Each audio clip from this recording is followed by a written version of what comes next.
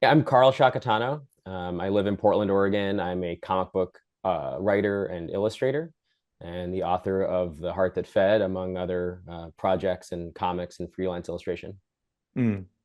And do you have a kind of an elevator pitch, your 25 words or less about the heart that fed? How do you explain that briefly to people? Yeah, I think primarily it's the story of my father, who's a Vietnam veteran. It's about his coming to terms with PTSD, but also the effect that that journey had on our relationship as father and son. Mm. And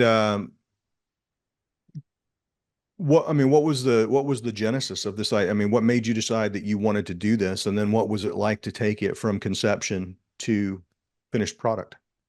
Well, I grew up hearing stories about the war in sort of varying capacities, basically my whole life. So when I was young, I knew about my father's time in Vietnam to a certain extent. I mean, he censored a lot of it, and the stories I would hear were sort of more innocent things, things about maybe basic training or kind of foibles and that kind of stuff. Um, but as I grew older and as I pieced more and more of it together, and he became more and more open about his own experience and sharing that, I was I was aware of the fact that inherently there was a really, I thought, important dramatic story just in terms of his time in Vietnam, um, both in the Air Force and then in the State Department. Um, so that was kind of the initial thought, was just I've he's got this there's this dramatic story of a guy who sent there as an Air Force mechanic, survives the Tet Offensive, comes back, and then returns home and is sent back to Vietnam, only to then participate in the harrowing evacuation in 1975. So that was the initial thought, was just I could tell this story somehow.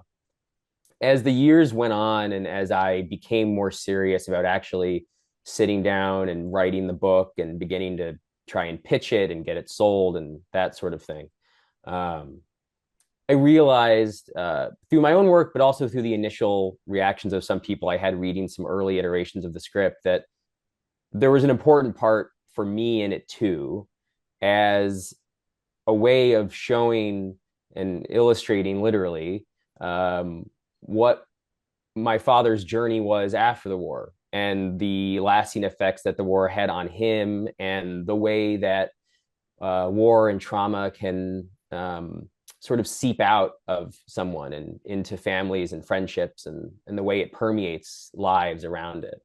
And I think there's a real universality to that. I don't think that's a Vietnam experience. I think that's certainly a veteran experience in general, but I think it's other, I mean, it's trauma in general, it's fathers and sons, it's families. I mean, I think there's a lot of that that isn't necessarily even exclusive to a war, but certainly it's also obviously a Vietnam story as well. Um, and so that was kind of the path it took. And my dad was always very supportive of it. I think he was a little bit confused at first. He didn't necessarily know why other people would care. But that was sort of the part I was willing to take care of. I knew that the story was there. I knew that there was something valuable and interesting to tell. But of course, I was hoping for his approval and involvement. Um, and yeah, so that's pretty much how it started.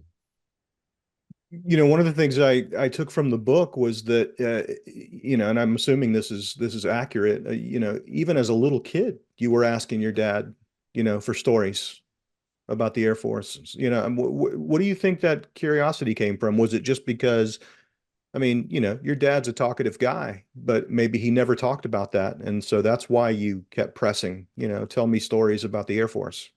Yeah, I mean, well, as I said, they were those stories that I heard as a kid were the whole thing was presented to me at that point when I was really little as sort of some adventure in some part of my dad's life. Mm, There wasn't really any connotation of, oh, this was damaging or bad, or I knew someone who got hurt, or that part wasn't really any part of it. It was, as I said, maybe it was an exercise in basic training that he messed up. He went down a rope, climbed the wrong way, and had to do it over again and got yelled at by somebody, or he had a friend that did this. I think maybe when I got a little bit older, there might be things that sort of bordered on, maybe like a guy who was in the bathroom when a mortar hit and blew up next to him and everyone could see him there. It's still things that were primarily comedic, but we're starting to sort of bleed into realities of warfare and that kind of stuff. Hmm. Um, and so I think from that perspective, as a kid, it was fascinating because it was sort of there were just these fun, exciting stories that your dad is Mm. telling you about his life and his youth, and I think that's a natural thing that kids just want to hear more about, because of the way it was presented, because they weren't scary stories, they weren't things that I was having like nightmares about or anything like that. But it was always to me a notable contrast, even in that early stage, to I mean, I'm a little young in terms of being the child of a Vietnam vet, but what I also heard from a pretty young age, whenever anyone else knew that my dad was a vet, if other people knew vets, it was always, ooh, they can't talk about it. Like I had a teacher in high school who was a geometry teacher and he was a track coach and he was in the Navy, and everyone would say, Steve was in. We called teachers by their first names at my school, but they say, Steve was a Vietnam vet, but he can't talk about it. He never talks about it. And so that was another thing that I picked up on pretty early as well, was that even though maybe the stories I was hearing at that young age weren't, the full graphic detail of what was going on or the effects they had on my dad, it was also a notable contrast still, because everything I knew from other people was that Vietnam vets don't talk about the war. They just can't talk about it. Mm. So I was aware of that too, of course. But then, yeah, I think you're right. I think that was always a strand that I was curious to kind of keep tugging on, because it started that way when I was a kid. And I think I was always curious to sort of find out and pull a little bit more and more as the years went on. Hmm. Hmm. Did you, I mean, I'm assuming that this wasn't a case of, you know, gathering all the elements and then assembling them into a book, right? I mean, the actual writing of the book, the actual development of the project must have been something of a journey of discovery for you. Yeah, absolutely. What's an example of something you discovered along the way, long after, you thought the concept of the book was fixed? Yeah, well, I think the big one is that, my dad during the war sent lots of letters to his oldest sister. I think he probably sent letters to lots of people, but his oldest sister held on to all of them. And after I had already started writing the book, I'm not sure if I had sold. I don't think I had sold the book yet, but I mean, I was really developing it in earnest. And he told me one day that he had been over at her house and she came down from the upstairs and she handed him this box of stuff. And she said, listen, I've got all these letters you sent me in Vietnam. It's time for you to take them back. I don't need them anymore. And that was enormous, like a treasure trove to me, because I mean, for a couple of reasons. In terms of me as the writer and storyteller, when I set out to make the book, I really wanted to avoid a comic book that was sort of laden with captions and narration. I wanted it to be visually driven, dialogue driven. I wanted it to be something that would be immersive to a reader, that they felt like they could sort of be a fly on the wall and not be told what to think or what people thought or what was going on. Hmm. I also didn't think that I could accurately emulate the thoughts of my father as a 20-something-year-old. I mean, I just didn't think I would be able to do that in a way that was convincing. But then I get this stack of letters that basically are that. They're him being really honest to a family member about all of these different things he's going through. They're dated and stuff. It's like I could pull, if there was a moment in the book that I wanted to, felt like it needed some kind of deeper analysis or something, I could go through these letters and pull stuff out. And some of them, actually, there's one that became basically the basis for an entire chapter, of a moment when he was witnessing how some Viet Cong prisoners of war were being treated by ARVN soldiers.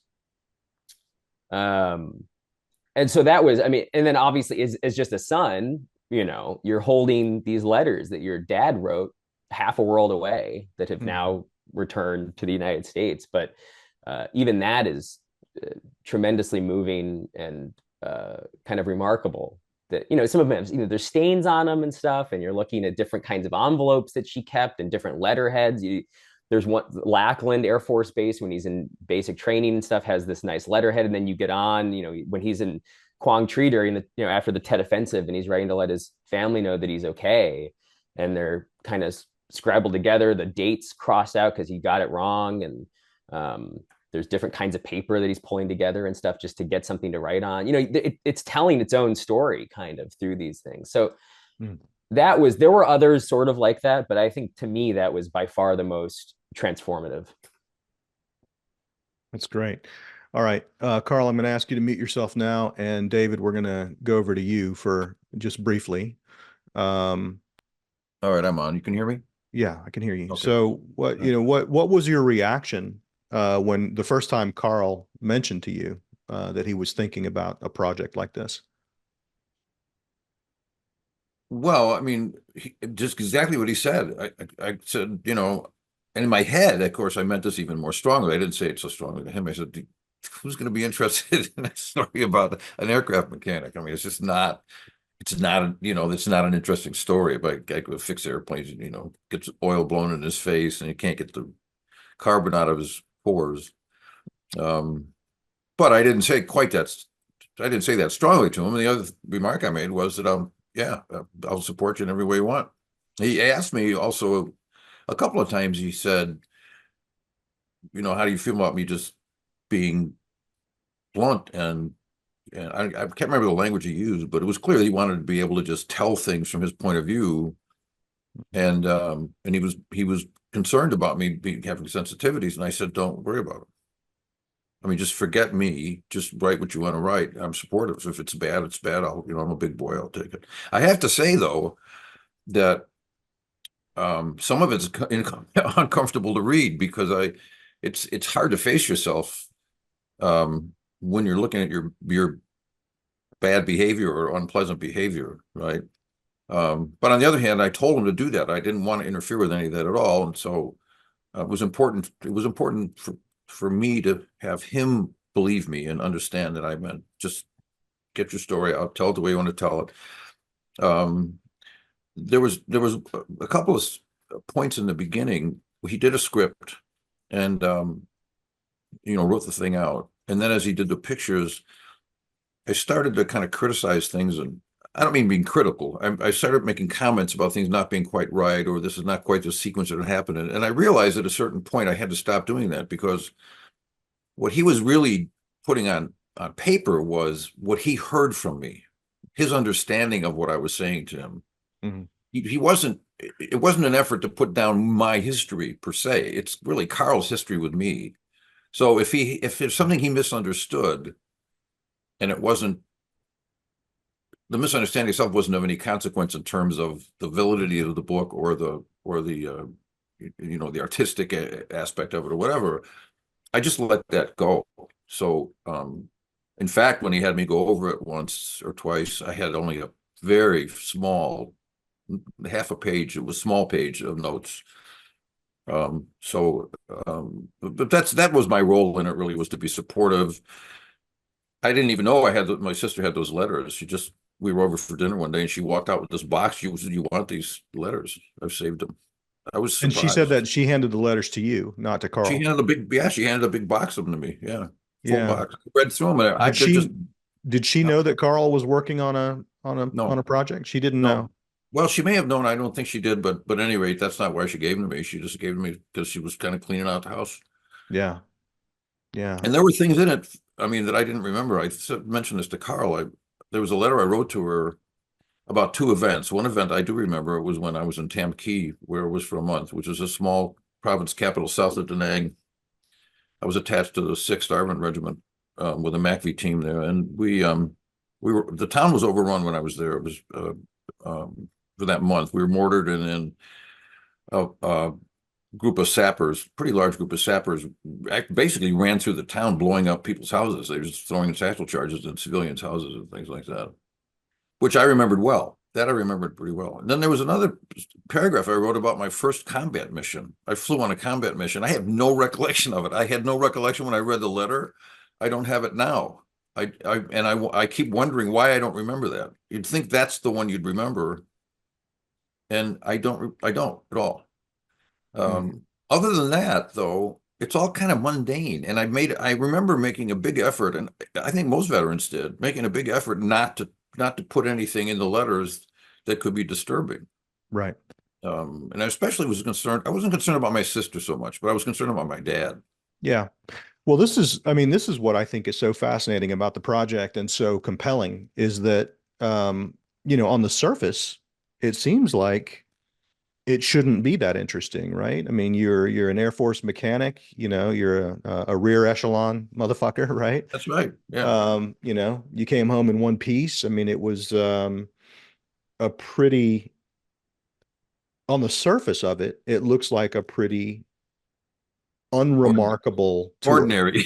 right? Extremely ordinary. That's right. Uh, That's right. but the myth of that experience, the myth of the rear echelon motherfucker is that, um, you don't come home with any trauma. And the thing I love about this book and about the story is that it kind of blows that myth up, right? I mean, you were not a combat infantry soldier, No, not even uh, close. but you still experienced being shelled. You still experienced, seeing death, um, and you still experienced, fearing for your life and fighting for your life. Um, so can you talk a little bit about that, about, how people, and I don't mean just the general public, I mean, even Vietnam veterans, how they think about guys who were REMFs versus the reality of what you experienced, and particularly because you were there during Tet. Yeah, most veterans, Vietnam veterans. Let me just speak about Vietnam veterans. Most Vietnam veterans are very accepting of other Vietnam veterans, and they really don't care of what you did, or they may be interested in where you were. They're interested in certain things, maybe from their own personal experience, or just it seems to them interesting in the moment when you're having a conversation with them. And this is strangers or friends. I mean, it doesn't make much difference. There are some Vietnam veterans who are very disdainful of rear echelon support people. Um, Even sometimes artillery support. I mean, it's like they don't see artillery guys as real combat guys. You got to be, if you weren't in the infantry, you're not. Now, and in fact, my view is kind of much the same. I mean, I'm certainly not what anybody would think of as a combat veteran, even though I experienced combat, right? Because that wasn't my job. It's not what I was supposed to be doing. Um, So, the attitudes vary, but there certainly is a strain that says you're not a real Vietnam veteran. I'm a real Vietnam veteran. I got my combat infantry badge, or I was a Mm. Marine on the rock pile, or whatever. Um, it's funny though. I've experienced that a lot less from Marines than Army people. I don't know why that is. I have no idea. But Meaning Marine, you find the Marines more accepting than the Army? yeah. Well, fewer examples in my life of Marines thinking you're not a real Vietnam veteran if you weren't, carrying a rifle all the time. Well, I actually did carry a rifle all the time. Right, We had right. to do that. Yeah, we had to do that, but I didn't use it every day, which of course Marines, especially up in the northern part of I Corps where I was, they did use them every day. They were, heavy, heavy combat. And I wasn't. We'd get shelled maybe once a week. We'd get mortared, which was more frequently than that would be the case for most aircraft mechanics for sure, but it's not like being a Marine by any means. And almost all the Marines there were grunts. Yeah. Yeah. I mean, I've talked to surgeons, right, who were never near a front line, and who, because they were officers, their experience was just way different from any grunt, right?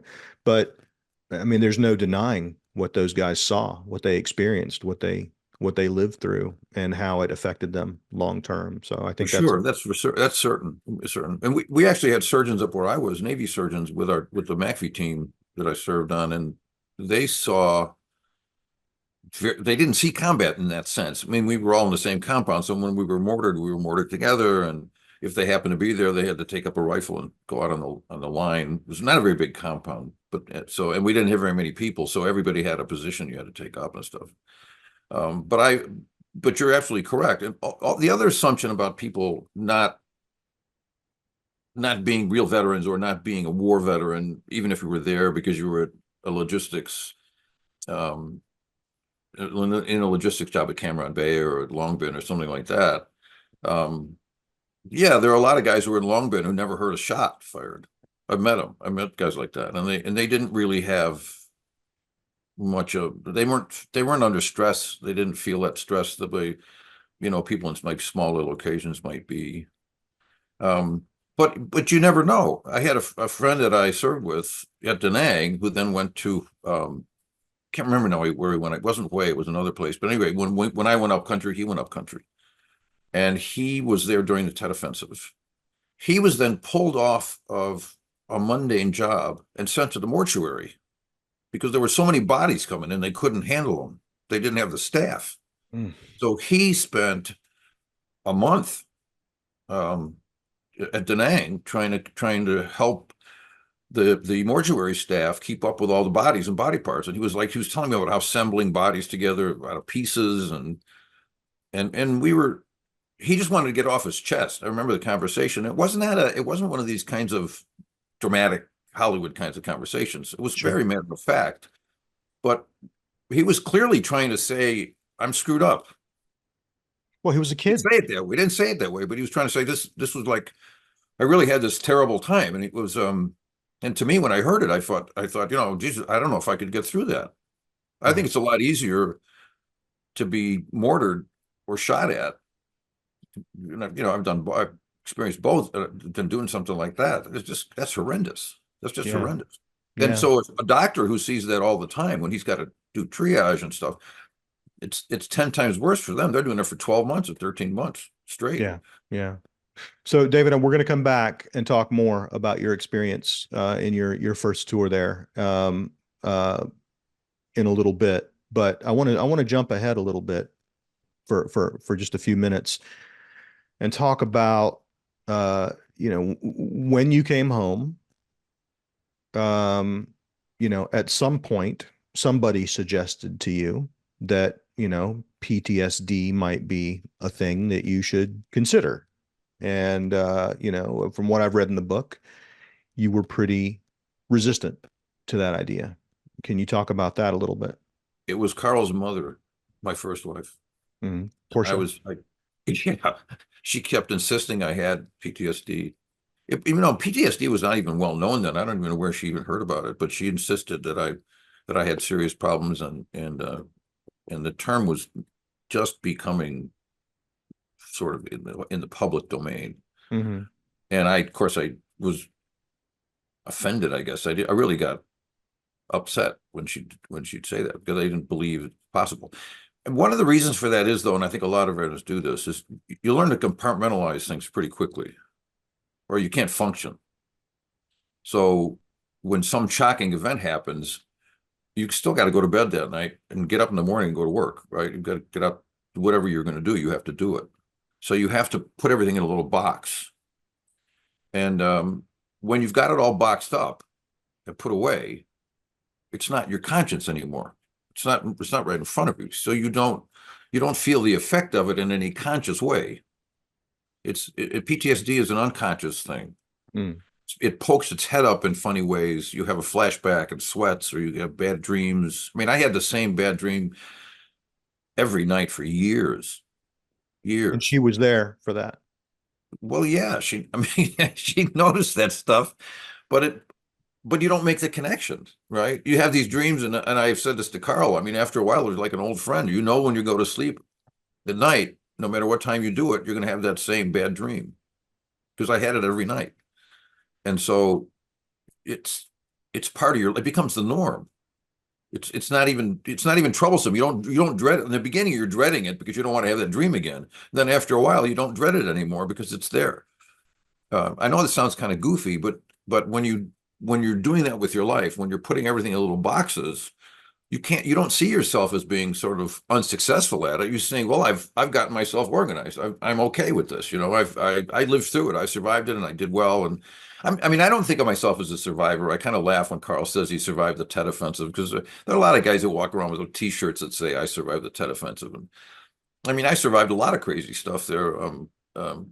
A couple things that actually were just as bad as the Tet Offensive, in terms of my, threats to me. Yeah. So But we'll I come don't. back. Well, I see it in a different way, and I think for me it was the ability to box things up that blinded me to the fact that that wasn't enough. yeah. And yet your words, she kept insisting. So what do you think was the basis for her insistence? I don't. I really don't know. I mean, we had a complicated relationship, and we both have strong personalities. I'm not sure where she got the idea, to tell you the truth.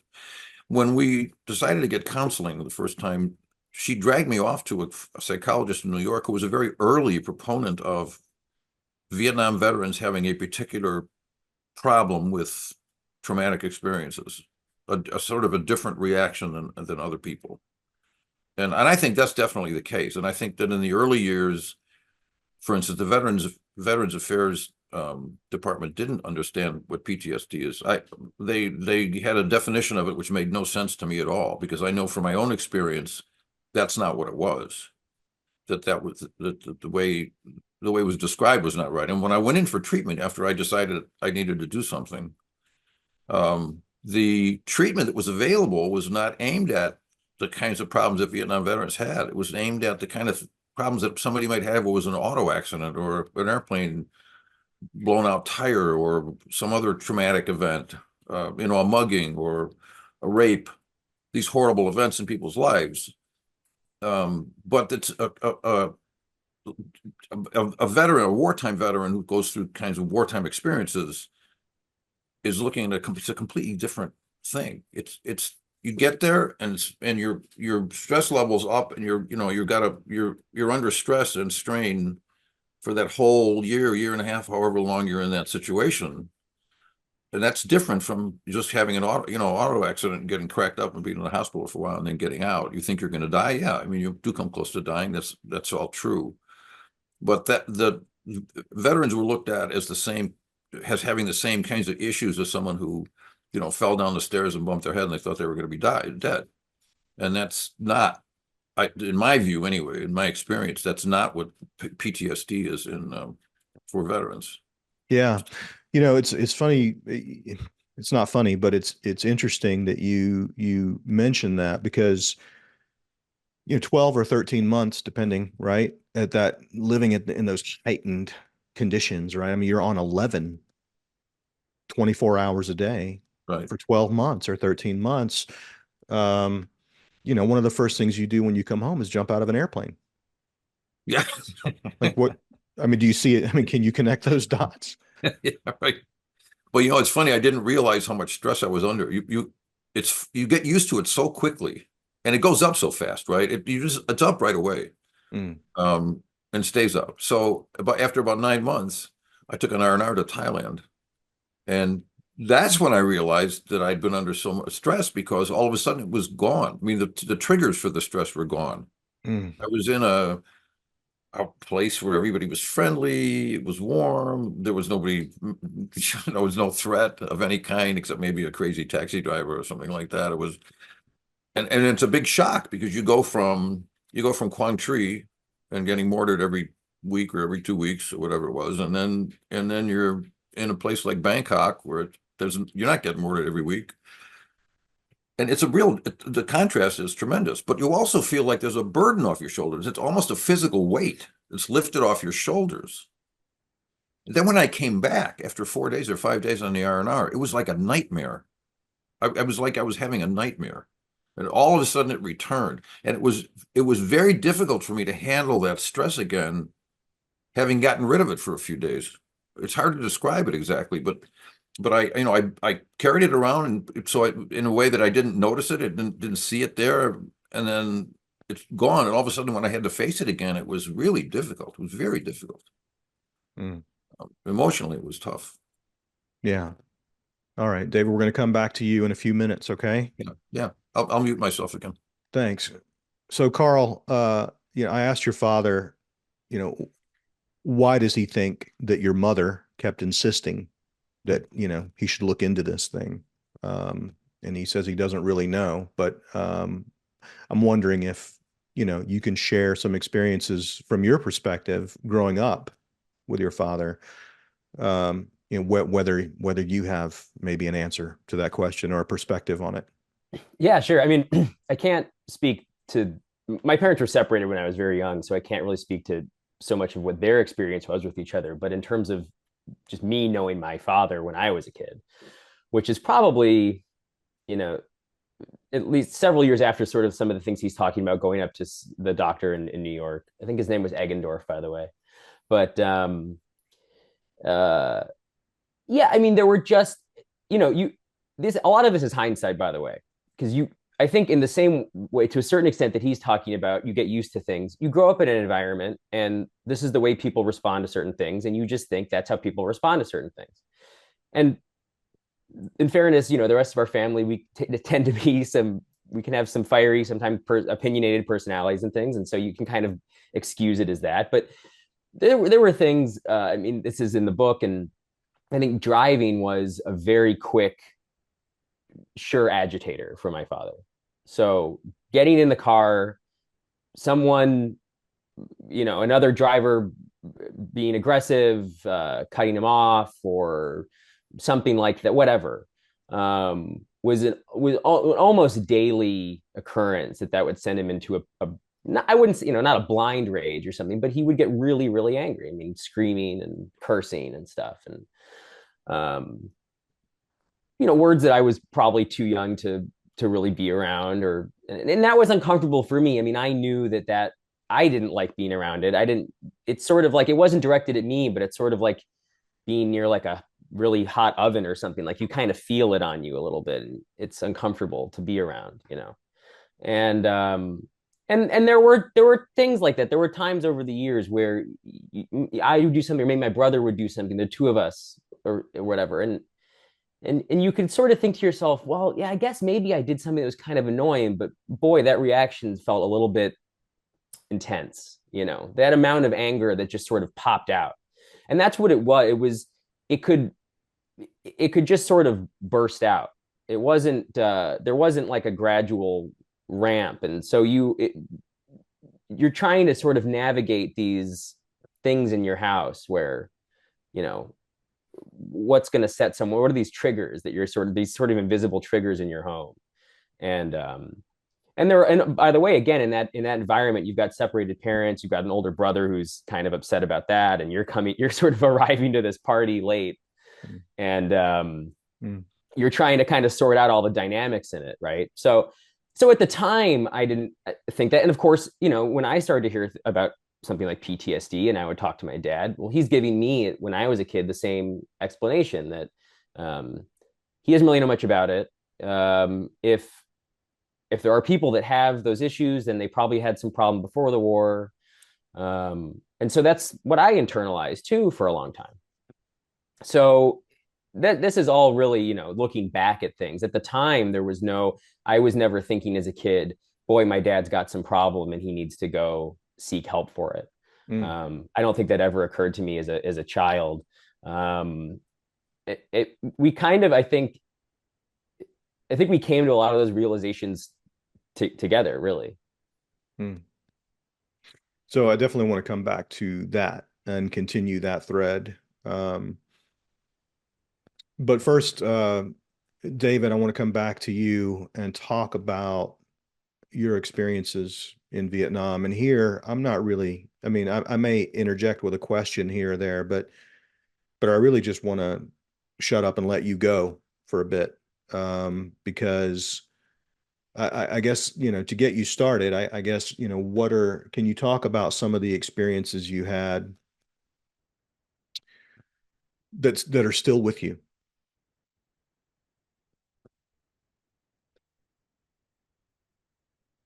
Or we can ease into that if Well, you I'm trying want. to, yeah, I Yeah, mean, we can. there are a whole bunch of categories. And we talked, speaking of boxing things up, I mean, there are a lot of categories. I remember some funny stuff. I remember some just mundane things. Yeah.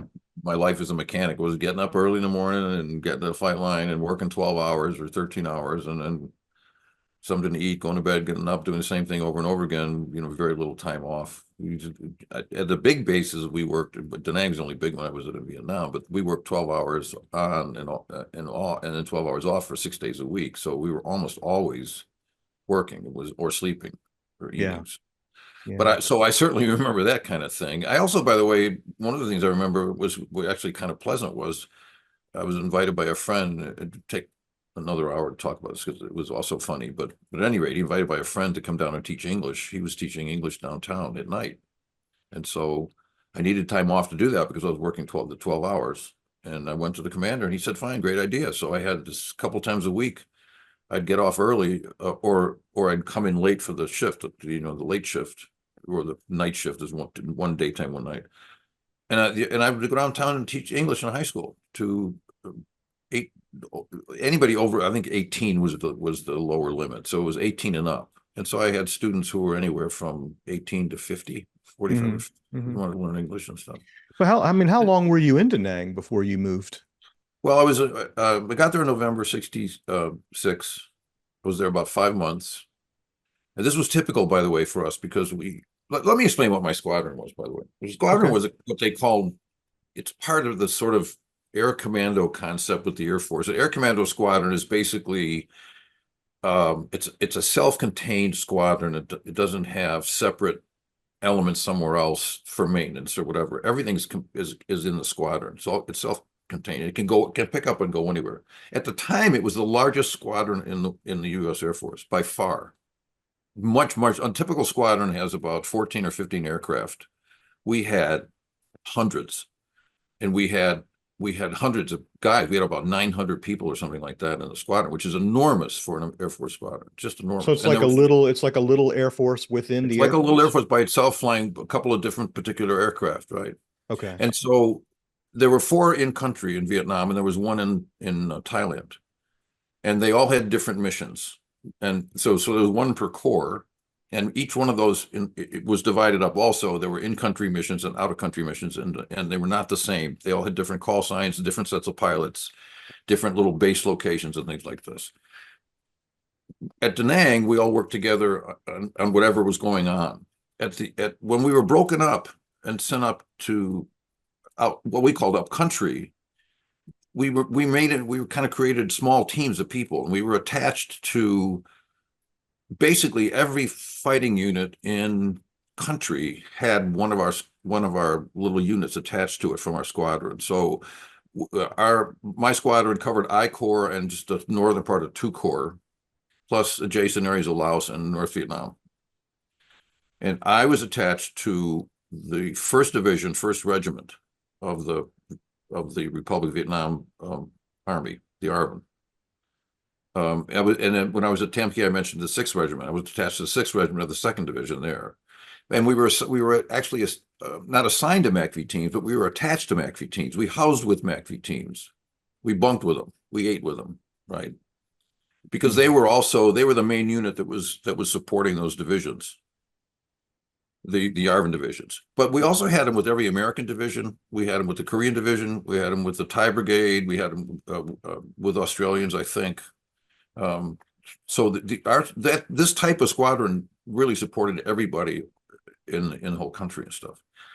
So the reason I was in these little places like this and with these small teams was because we had to operate that way. They were basically, for us, those were forward operating bases for us.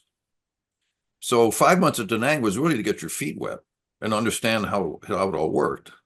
And then the rest of your tour, you went up country. Initially, we did it as TDYs, but then at a certain point, they stopped sending people temporarily and just transferred them. So I went out to I went out to Tam Key to be there for 4 months, and then I was transferred to Quang Tri because they were really short of people. And then before my 4 months was up, it changed the system into a PCS system. So I was just there forever, right? I mean, I never was back in Da Nang for an assignment because the TDY got converted to a permanent change of station. So that became my permanent assignment in Quang Tri. And then I extended 6 months. So I was at Da Nang 5 months, 1 month at Tam Key, and then 13 months assigned to Quang Tri. 1 month of that was a free 30-day leave, which I took to Europe.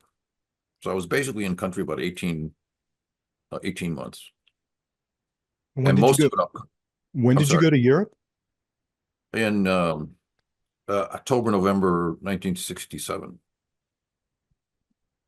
Was that before or after the R&R that you talked about in Bangkok? After, After. So you came back from Bangkok right. and then at some point spent a month in Europe? Yeah, what I did is if you extended, it was a way to entice people into Ah, staying longer, gotcha. right? Okay. So if you Okay. extended 6 months, you got a free leave. You got a free 30-day leave. They'd fly you anywhere in the world.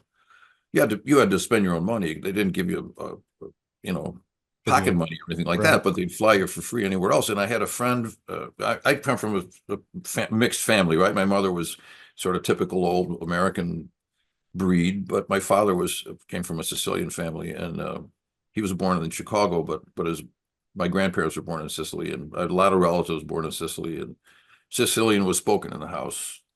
Yeah, I Um, noticed that. So you had your grandparents, it seems like maybe were if not living with you, then very close by in Chicago when you well, were a my kid, grandmother was right upstairs, right upstairs. and I had an aunt across the street. The neighborhood was made up of people who were related to each other, who came from the same villages. So the older people had known each other in Sicily. The people of my grandmother generation that lived in that neighborhood knew each other in Sicily, not just in the United States.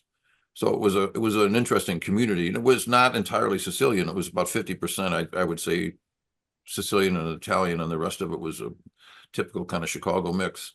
So Uh, forgive me if I mean this is a yeah. this is a weird kind of tangent for just a minute, but it just occurred to me, and please, correct me if I'm I, I mean I'm out of my depth here, but it seems like, the Sicilians have a reputation anyway, whether it's deserved or not, for being very demonstrative, right? Like you don't usually have to wonder how a Sicilian is feeling, No, right? I no, mean, they're very expressive, right, right? right, And so, that kind of expressiveness tends to show up anytime emotions are heightened. When you're in love, it's gigantic. When you're right, feeling joy, it's right. gigantic. Yeah, And everything's when you're overstated. when you're feeling angry, it's gigantic. And so I wonder if that made it harder for you or your loved ones to pin down, you know, any of that being the result of trauma. Maybe, you know what I mean? It was just You're right easy on the money. No, to you're right on write the that money. off as being, oh, well, he's Sicilian. Yeah, you're right on the money. I wrote that off myself that way. I did it to myself. I said, oh, that's just my background. That's the way I am. It's the way we are. We're all like that. My dad was like that. We'd sit around the table. He had a quick temper, by the way, my dad did. In a lot of ways, he was very old world, even though he was born in the States. But you'd sit around at the table and just having conversations, and you'd be involved in three different conversations with three different people, and the noise level would be just way up. So it's a very noisy situation. It's easy to hide yourself in that. It's easy to use that as an excuse or an explanation, and I did. I just Mm-hmm. said, "Oh, I'm like that," or "My dad was like that," or just it's Italian, whatever. But it isn't really. Because Italians are excitable. Mm-hmm. It's part of the culture, but they're not angry all the time. Right. And the problem I had was what I think all Vietnam vets have to some degree, even the ones that long been, is your stress level goes up to a very high level and stays there for your tour, except for little blips that are higher. It doesn't go down though; it goes up. So you kind of reach some kind of steady state of stress, Mm. but then it has these little teeth on it. Some people have like a lot of them. An infantryman would have a whole bunch of them, and some people would have maybe one or two, but they all have that kind of high stress level. The problem with it is when you leave, it doesn't ever go down again. So right now, we're talking about Vietnam. I have the same stress level right now, just talking about this stuff. I can feel it. I can feel this, like the adrenaline is going through my body. It's like I'm there. I'm really on one of those quiet days when nothing's happening, but that's that kind of stress. And it's hard to explain that, but Mm. you never get away from that stress level. So my reactions were definitely not Sicilian reactions, but I would hide it that way because Sicilians aren't living with a high level of stress all the time. They're kind of they're zero, and then they go up and they go back down again. Whereas especially a combat veteran, I've known a lot of them. I've served with them. I mean, I served with guys. A lot of the people in the MACV teams were in combat all the time. The Army advisors were. We had Australians with us that were in combat all the time with Army units. We had Marines advisors. These were all advisors, and they were out in the field all the time. And so, their stress levels like way up all the time. And you didn't even really see it in other people because people were always joking and having it, kind of relaxing and having a good time and not talking about any of the bad stuff. So, and so everybody's hiding it. Everybody's boxing everything up. That's how you survive. And everybody's just sort of trying to release it by having some beer or joking or whatever whatever they do to kind of relax a little bit. But everybody's living with that. Everybody's living with this high level of stress. And the problem is it just does not go away. I have it, 50 years later, I've still got that. Yeah. One of the guys I was talking to, it actually was one of the surgeons I mentioned earlier. He said, I think he mentioned the Air Force specifically that they now have a program to help ease the transition from combat back into, non-combat duty or peacetime duty. Well, thank God, because they And they're sure the need first it. ones, the Air Force, I think he said, were the first ones to do it. It's an episode called Gus Kapler is Still Angry.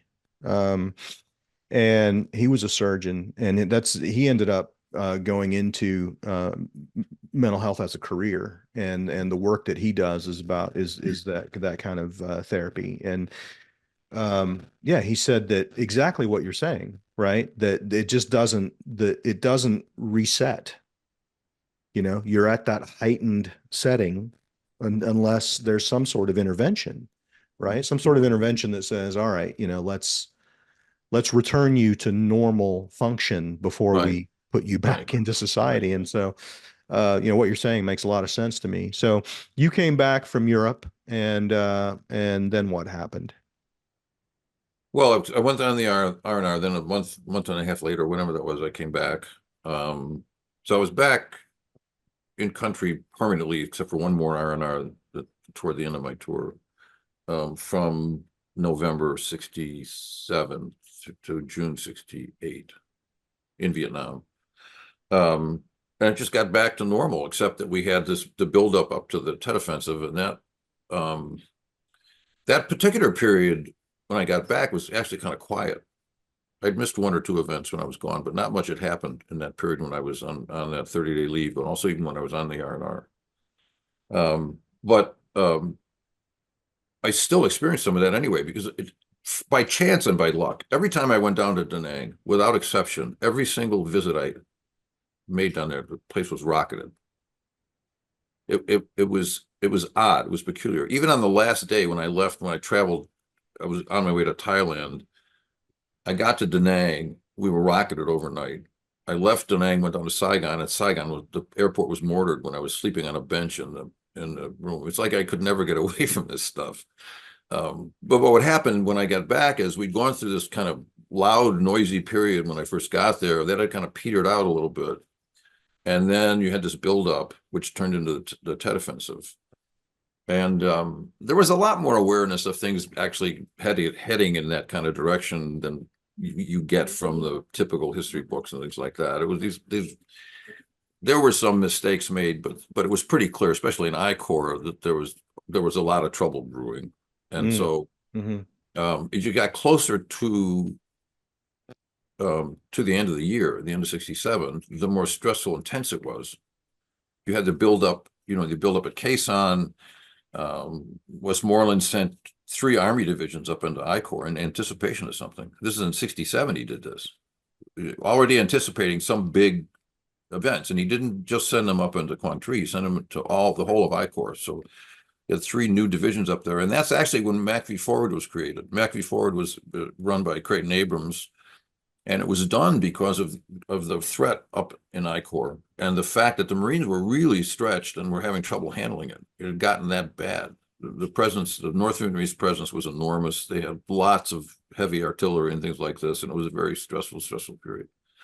And then with the Tet Offensive, we actually had started having trouble in the province at the same time as the caisson business started, which was around January 21st was the beginning of that. So our Tet Offensive kind of started on the 21st. And then, at the end of the month, you had the overall big offensive. And then that was a very violent period. After Tet, it quieted down again because there was so much loss on the part of the communists. They really were not able to do very much. So we had a kind of a quiet period there. And then right toward the end of my tour in May, there was another offensive. Well, actually, the Tet Offensive actually went on for a long period of time. It wasn't just a week. It actually started at the end of January, and it ran all the way through June or July. Yeah. And that was the plan. I mean, the communist effort was planned that way, and they made adjustments when they failed with the big offensive. They just put things off, and they kept trying and trying and trying with fewer and fewer people and fewer resources. But they kept beating their head against the wall. So we had one big attack in May just before I left. And I was almost killed with that one because we was sitting out talking with a friend after we'd been hit pretty hard with mortars. Usually they'd hit us once and that was it, right? And they usually hit you about like 1 or 2 o'clock in the morning. So they hit us at 1 or 2 o'clock in the morning. I can't remember exactly when. And then we figured, well, we're just going to wait around all night. Let's have a cigarette or whatever we were doing. So I was sitting out in the sand when the second attack happened. we had a mortar round hit within about 4 feet of us. We were sitting down, right? It landed. I have no idea why we didn't get hit. Nothing hit us but rocks and sand and dirt. Things. So it did explode. Oh yeah, it went off. It was loud. It damaged my hearing.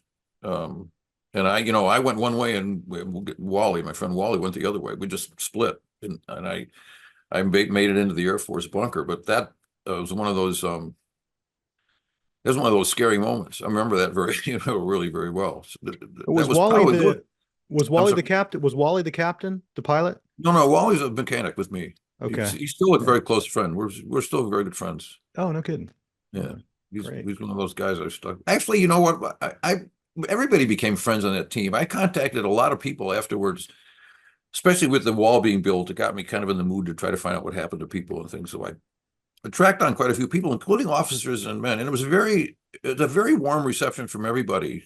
And I got a lot of grateful thanks from people who had not been in touch with anybody at all, because I was able to put them in touch with some of their friends, because I'd started compiling a list of people I served with, and so there was a kind of a team spirit on the team. And then when it broke up, I think people kind of missed that, and then it helped people a lot to talk about some of these things, because they hadn't been talking to anybody about it. And nobody else had a common experience. The teams were so small. The events were tiny. It didn't involve a lot of people and stuff. So there was, and then as Carl mentioned, that I'd written up that I started to write a document for some buddies. That kind of grew out of this. Was a group of us, small group, decided to kind of do reunion, get together. And so at one of those reunions, we decided we would write out our experiences and exchange them. So we all wrote up our military history, and we passed them around. There was a Marine officer, a Navy doctor, and an Air Force officer, one of our pilots. I was the only enlisted guy. But then Wally was kind of part of that, even though he didn't attend, but he was there. Everybody knew him. And there was an extended group that was there too. Another Army officer that was on the team.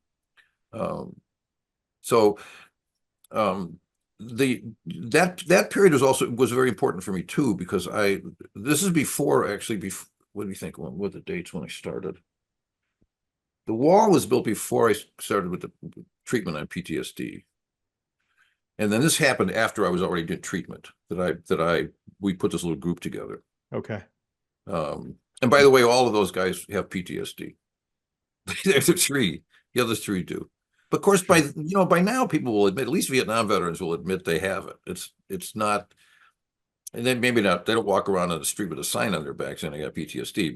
But among themselves, they don't have trouble admitting that they've got PTSD. Everything's changed completely because nobody would admit it. When I didn't admit it, nobody else did either.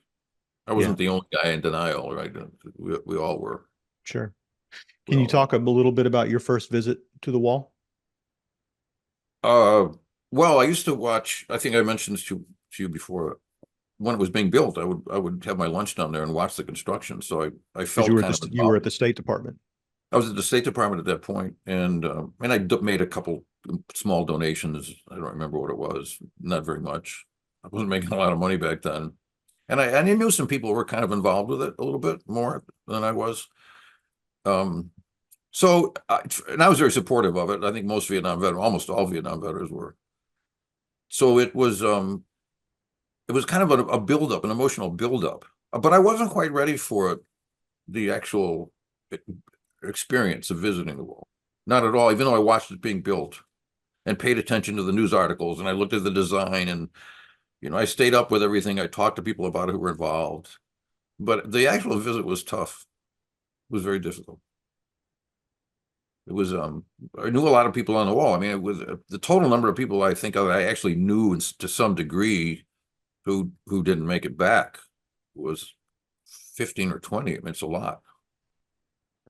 The people that I knew well to one degree or another, but in that category of well, would probably, including Vietnamese, it's probably 8 or 10. So, I knew quite a few people on the wall. For a guy who was an aircraft mechanic in the Air Force, I knew more than most. I mean, it wasn't, um, we didn't lose that many people. We did lose a lot of airmen over the course of the war for sure. But if you were in a squadron, you could be in a squadron for a year and not lose anybody, right?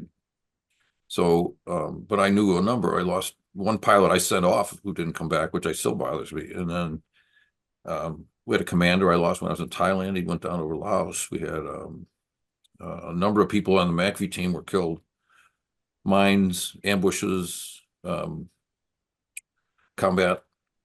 Um, so it's they're there one day and the next day they're gone. You can't. That's another way by getting back to compartmentalization. It's a good example of it because I think this is not uncommon, although I haven't talked to too many people about it. When somebody was killed, I'd have trouble remembering their faces. It was very common. Like there were two people killed. It's in Carl's book actually. They were captured when a position was overrun, and by the time the ARVN unit they were with was able to do a counterattack and drive off the communists, they were already tortured and murdered. And I wasn't there very long, but I knew who they were. I saw them because we all ate in the same little place. So you always saw everybody when you're eating dinner or breakfast, right? We often ate at the airfield, sea rations or something, so we weren't there all the time. But a lot of these people, even though they were out in the field as advisors with Vietnamese teams, they're still there. You're in the compound, you see them, you talk to them. About half the advisors were enlisted, so we were actually, living in the same barracks and things like with them. So I knew Fritz and I knew Grammer, and they're in the book. I could not remember their faces. I remember looking them both up and finding their photographs a few years ago, maybe 7 or 8 years ago. Really looking to try to remember what they looked like, because all those years I just couldn't remember the face. The same thing happened with a Marine we lost at Tet. He was the Marine on COIC. The next day I couldn't remember his face. I just couldn't remember the face. The I next don't know day. what that is. It's peculiar. I just could not. Well, so whenever somebody was lost, I had this problem of not remembering the face. The only one I can think of But was, you could remember other details about them yeah. vividly, just not the Oh, face. yeah, everything. The exception is people I didn't know really very well. One of the pilots would, go out and not come back, but that was a little different. And also this one pilot that I sent off that didn't come back, that I really liked. Everybody liked him. He was a really great guy. The West Pointer, he'd gone from West Point into the Air Force as a pilot. Just a wonderful guy, really funny. He was one of those kinds of guys everybody wants to work for. It doesn't matter what the job is. He was just a very attractive guy, very, very warm. We weren't friends. We had a formal military relationship and stuff, but he was always like, how's your day? How are you doing? He'd ask us how we were doing. He was actually sincerely interested in how we were doing. And he'd show us pictures of his new baby and his wife, and it was very nice. And when he went off one day with a special forces guy on a mission and come back. And I didn't find out what happened for a long time. And of course, the first thing an aircraft mechanic thinks about when a plane goes down is, what did I do wrong? Right. So I was kind of torn up by this in a lot of different ways. And I wondered, did I do something? Did I forget something? Did I not put a cap on something? Did I leave a wire the wrong way? What was there something I did that caused the problem? And even after I found out what had happened, which was that he was shot down, I never got rid of that feeling. I still have it. I know that's peculiar, but I still have it. Well, you felt responsible for him. It was tough, and it's funny because he had a good friend who they were at Tam Key about the time I was at Tam Key, but I don't remember him from that. I'm not sorry. I'm not one of them was at Tam Key, not the guy who was killed was at Da Nang, but he was at Tam Key before he went up to Da Nang. He started at Tam Key, but there was a pilot at Tam Key. I'm sorry, I screwed that up. But the pilot at Tam Key who turned out to have been a really good friend with him, and they were friends from Charleston Air Force Base where I was. And we were all together at Charleston Air Force Base, even though I didn't know him. Then he had intended. The pilot who's the friend had intended to go see the family and have a conversation with them and never could get himself to do it.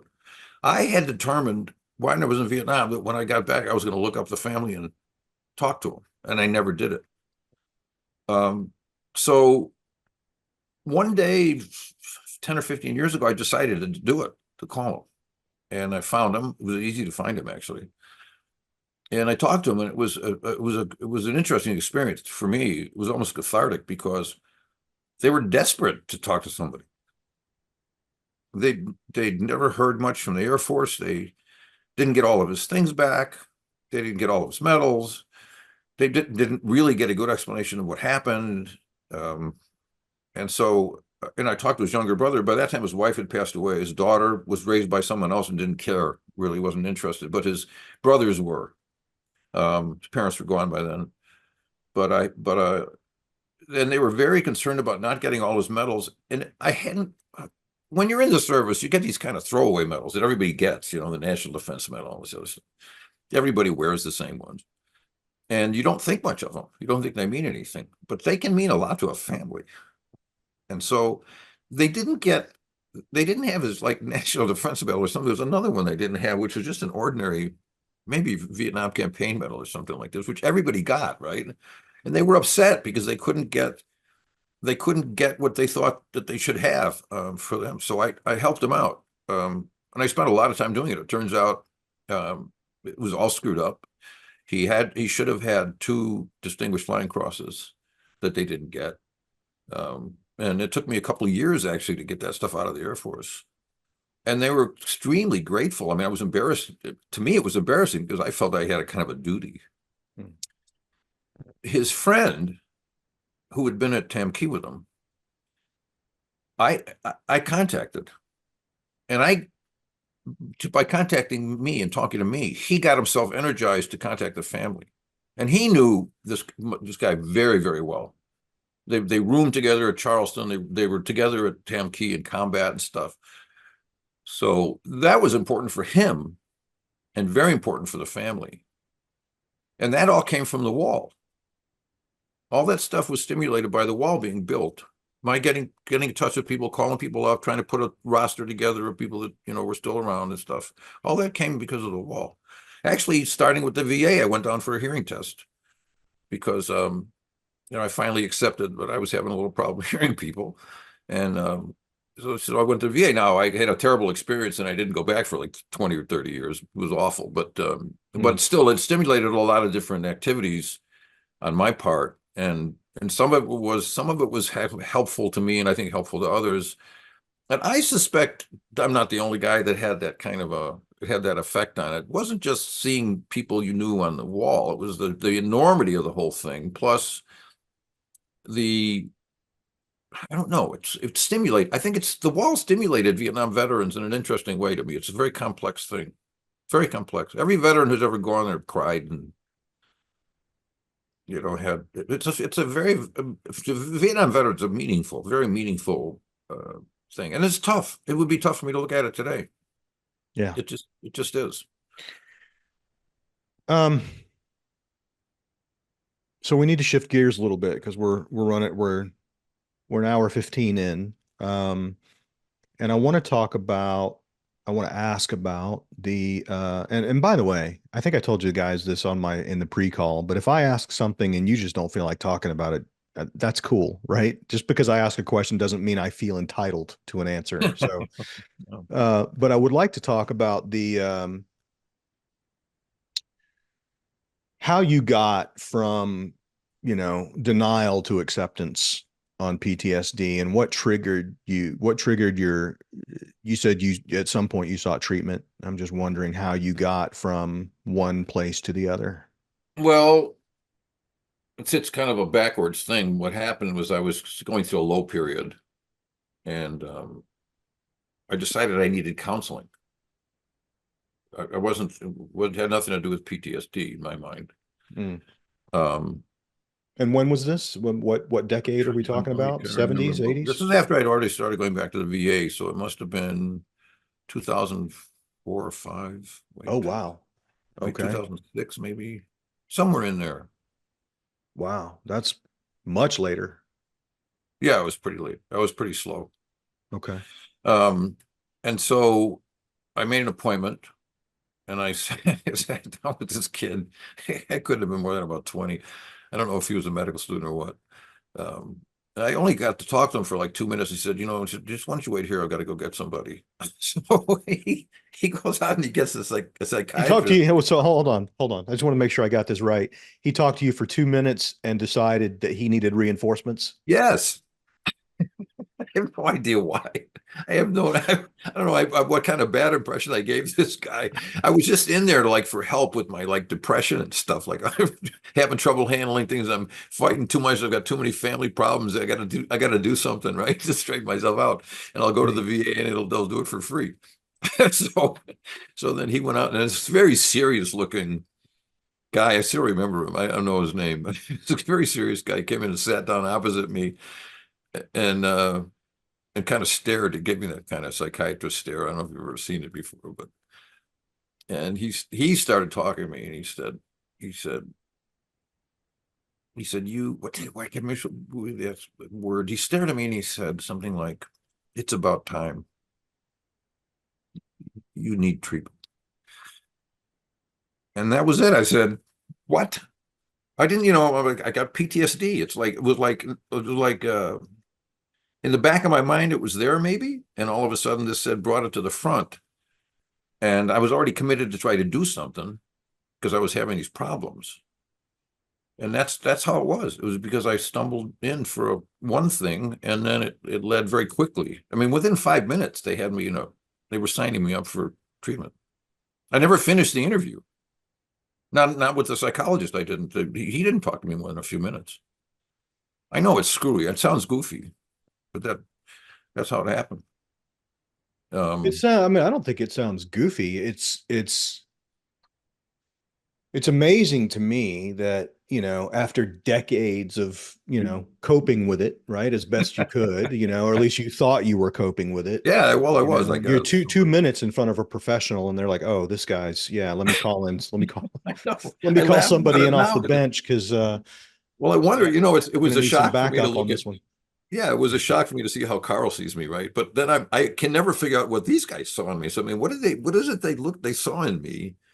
I mean, you're looking at me right now. Do I look like a crazy guy? No, I don't look. Do I look No. like I got, all kinds of problems? Probably not. I probably just look pretty ordinary, like one of your old neighbors that talks too much. But these guys saw something right away, and this kid was really funny because he said, "Just wait here a minute." He walked out of the room. It was maybe 45 seconds or something. It was really quick. It was very, very quick. And then the psychiatrist had this real serious look on his face. I it was a funny experience. It was and cathartic a little bit, even though it was like I finally got in there and I talked to somebody and got this admitted that I was having some issues and stuff. Because even when I went to marriage counseling, I wasn't really I was focused on the specific problems, not the causes, Mm-hmm. you Mm-hmm. know. we're doing, this is too much of this and too much of that, or I'm getting irritated about this, or I can't deal with that. But it was not Yeah, what, so much of marriage counseling is about just skill building, right? yes, Oh, yeah, you're having exactly. this That's what issue. it Here's focused some on. skills you can use to manage that issue. They don't Right. really go deep No, into no. causal. And it allows you to stay away from it. It allows you to not just steer clear of your problems, your issues. My dad, by the way, told me years and years ago, he said, if you have to go to counseling, don't, especially marriage counseling, he says, don't go to the same person. Each person's got to have his own. Mm, He said, because he said, each person is bringing his own problems to the table. And you can't deal with the other person's problems. It's a distraction. You got to deal with yours. mm, So go separately. Don't go together. You don't want to have counseling where you're both together because you want to deal with your problems that you bring. You don't want to deal with the other person's problems. That's their issue. That's their work. Your work is to figure out what you're doing.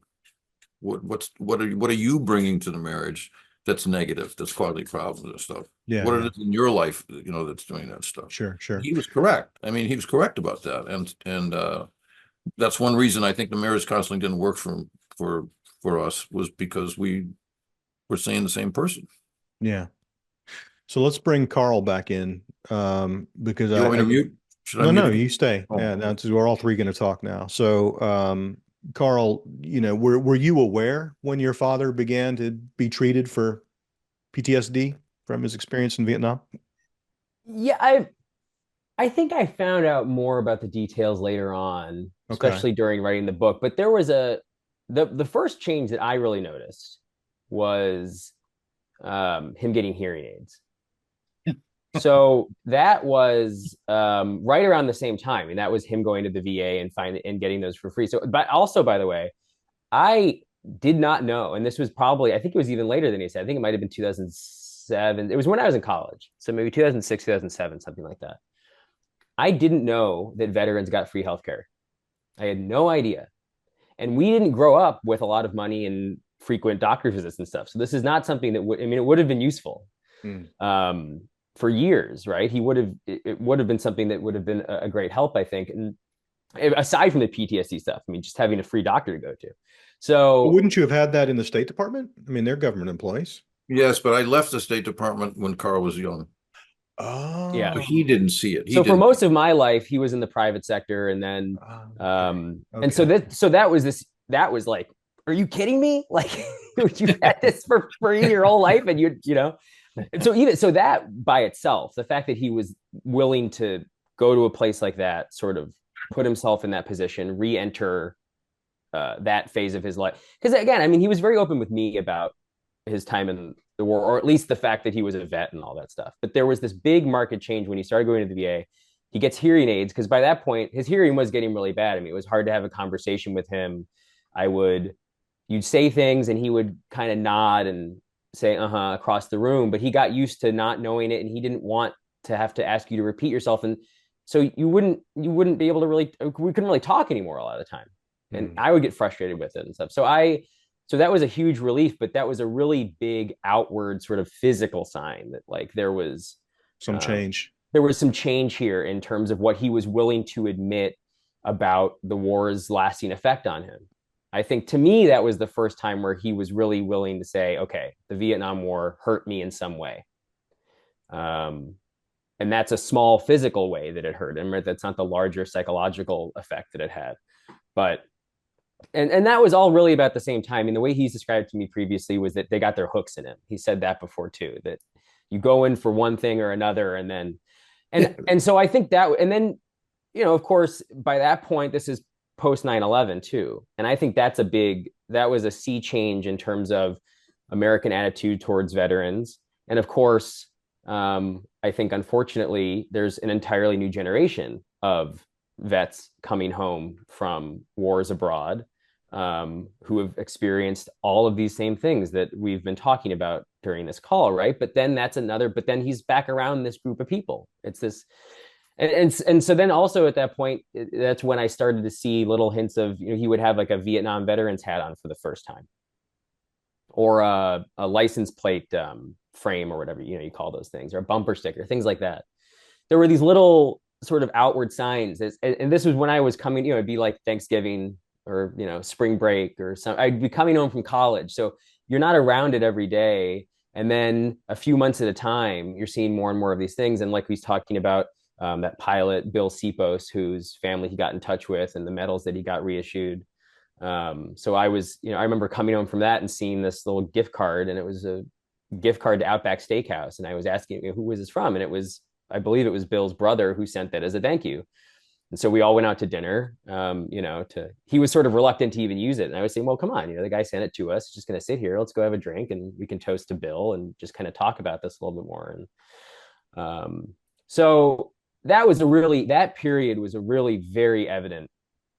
It was very evident to me that there was a big change going on. And that It's he like was something was, it's like something was coming out of something was coming into the light.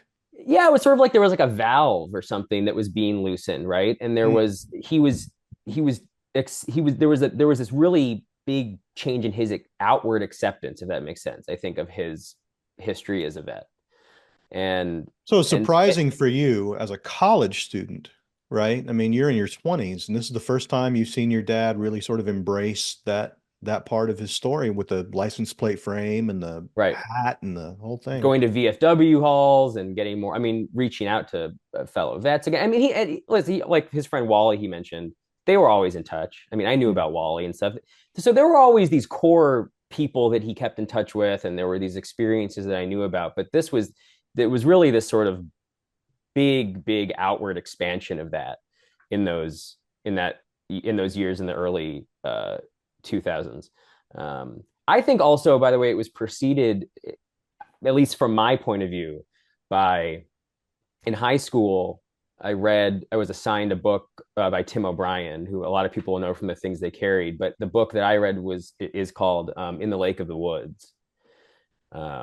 And that book by itself, me reading it was important for me because it gave me kind of a language to understand so much. I mean, some of the stuff he writes about in that book, it's almost like he's writing about my dad.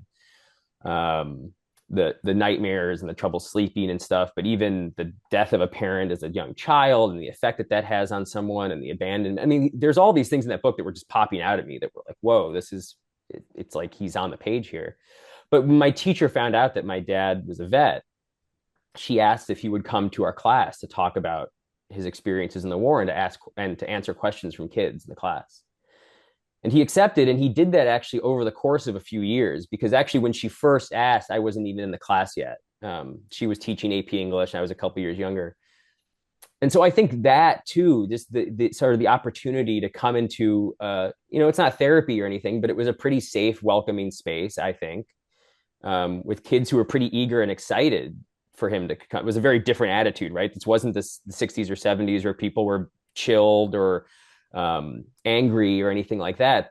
We were, and most of the kids, as I said, the parents were younger, so it wasn't like this was a room full of kids with parents from the war. It was pretty unfamiliar to them.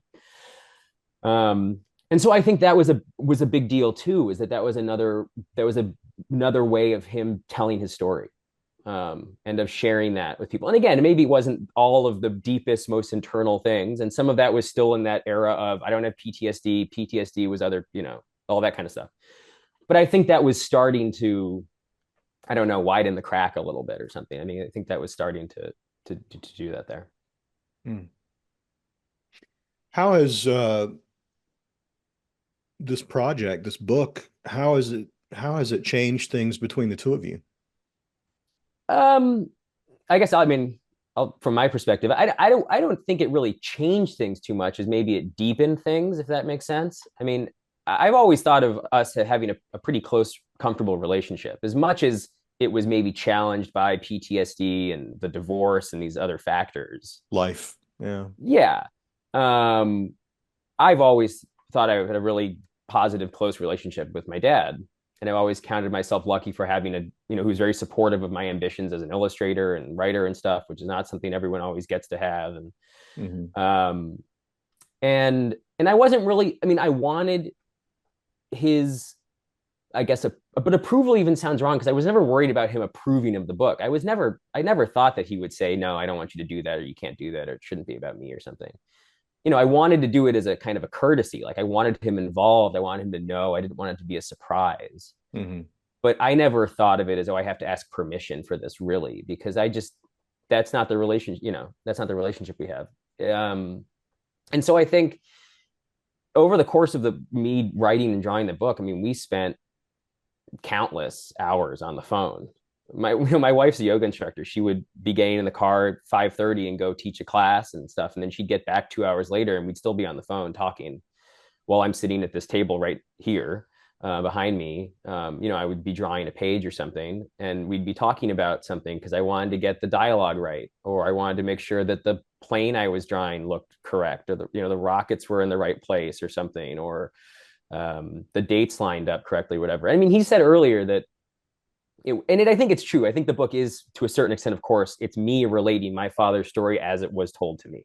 Mm-hmm. And I think that is kind of an underlying theme of the book, is that it's the way that stories get told and changed and stuff. But I did try very hard to make sure that this was an accurate kind of summation of the experience as best I could.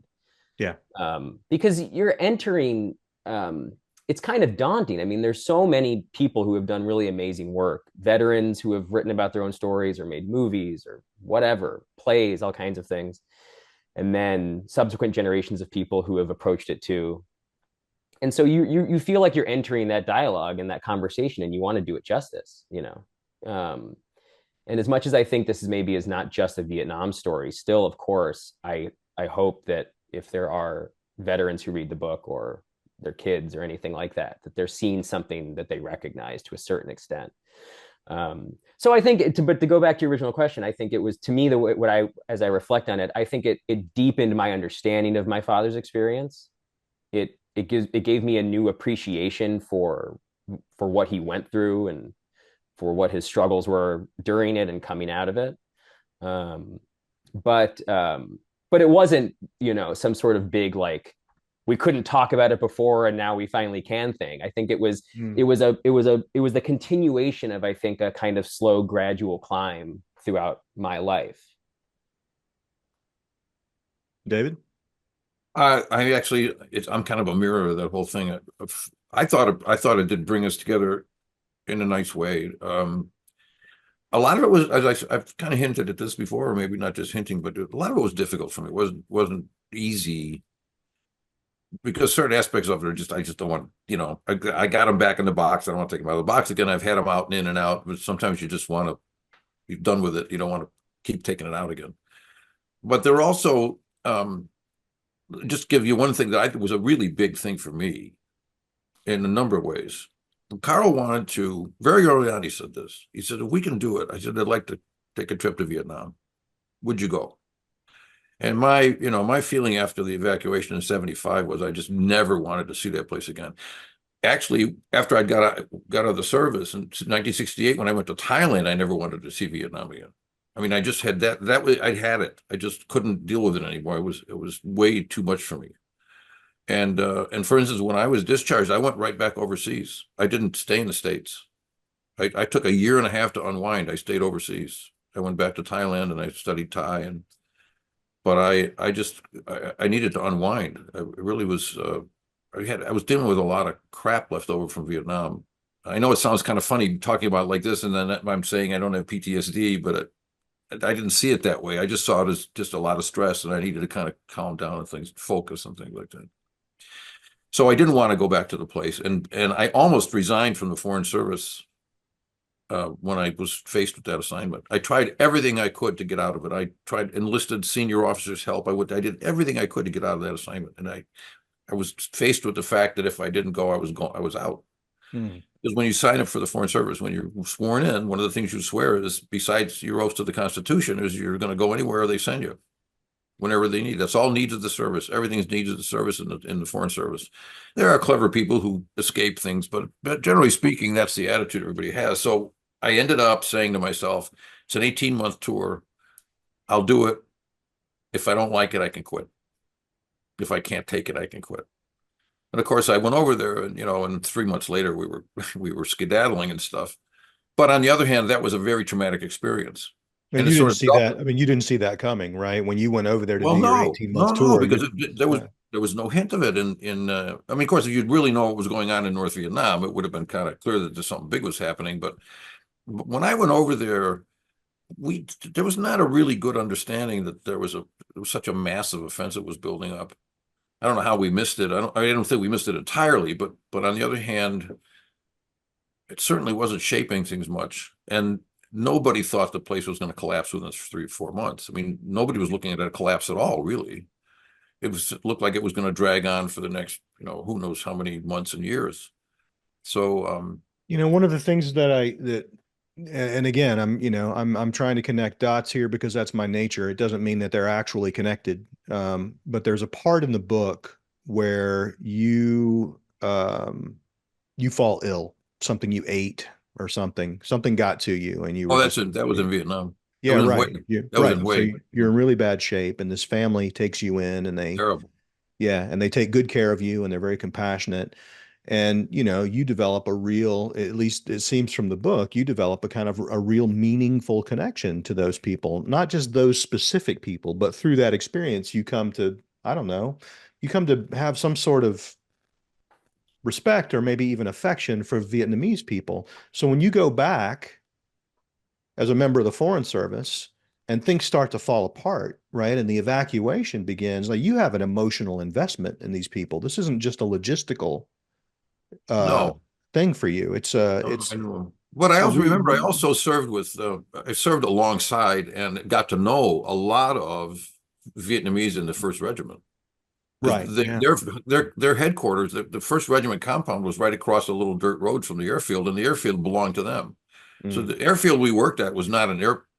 You might get the impression from the book it's kind of like a flight line and stuff. It wasn't a flight line. It was 3 or 4 aircraft parked in dirt on a little square that was right next to a dirt strip. mm. It was a dirt strip. It wasn't anything more than that. It looked like something out of 1910 or 1905. So and the Vietnamese were everywhere. I got to know, especially in one particular battalion, I got to know a lot of them, and we Mm, have conversations. We talk about stuff. mm. And now that When we're pulling out, right, in 75, I mean, they're in mortal danger. Well, they weren't in. I'm sure a lot of them died. I think a lot of them died before that in Laos. One of the things that happened to me that changed my whole, at least for a period on about the war, was when the Nixon administration pushed the Vietnamese into invading Laos in 71, I think that was 71, 72. No, 71. I think Lam Song 719. I can't remember the actual fight. But anyway, the Vietnamese invaded Laos, which was a disaster. It was an absolute disaster. And the First Regiment took very heavy casualties. I don't know who died. I have no idea if any of the guys I knew died or if any of them survived. I have no idea. But that was a real hammer blow to me, reading about that in the paper, and what a terrible mess we made of it. And so, I guess the point I'm trying to get at is, you had your experience in Vietnam in the Air Force. right. Um, and, you know, certainly there was some trauma there that stayed with you for a long time. But I think that I don't want to overlook your time there in the Foreign Service during the evacuation as another potential source of trauma for you. I guess that's where I'm trying to get to. Well, it was. I mean, we had actually an interesting experience. I don't know if actually it's in the book, but it's hard to picture exactly what it was. Around in March, sometime in March, there was a fight across the river. We're on the Bassac River, where Canton is on the Bassac River, which is south of the Mekong. It's a kind of a branch of the Mekong. And there was a fight across the river. There was an ARVN post position that was attacked by a North Vietnamese battalion, I think. And they captured some guns and they turned the guns around on the city and they started shelling the city. 105s and 155s. 155s are big. It's a big round. I'd only been around artillery outgoing, a lot of it. One of the reasons I'm deaf actually is because the first cavalry moved in where we were. That was the division that came up to our area in 67. They had an enormous amount of artillery, and they fired it all the time, and they fired it over our heads. We'd get air bursts, short rounds would go off over our heads and stuff, and shrapnel would be coming. It was really a strange experience, and it had come out of nowhere. They just started blasting these big guns and stuff like this. So I'd heard and seen that stuff outgoing. I'd never actually been on the receiving end of them. So all of a sudden, we're starting to get these 155s and 105 rounds marching across from the river toward the consulate. It's coming right at us, and this big path must have been, I don't know, say 70 yards wide, and then it's just marching across. And so, I remember watching this thing kind of like you'd watch fireworks.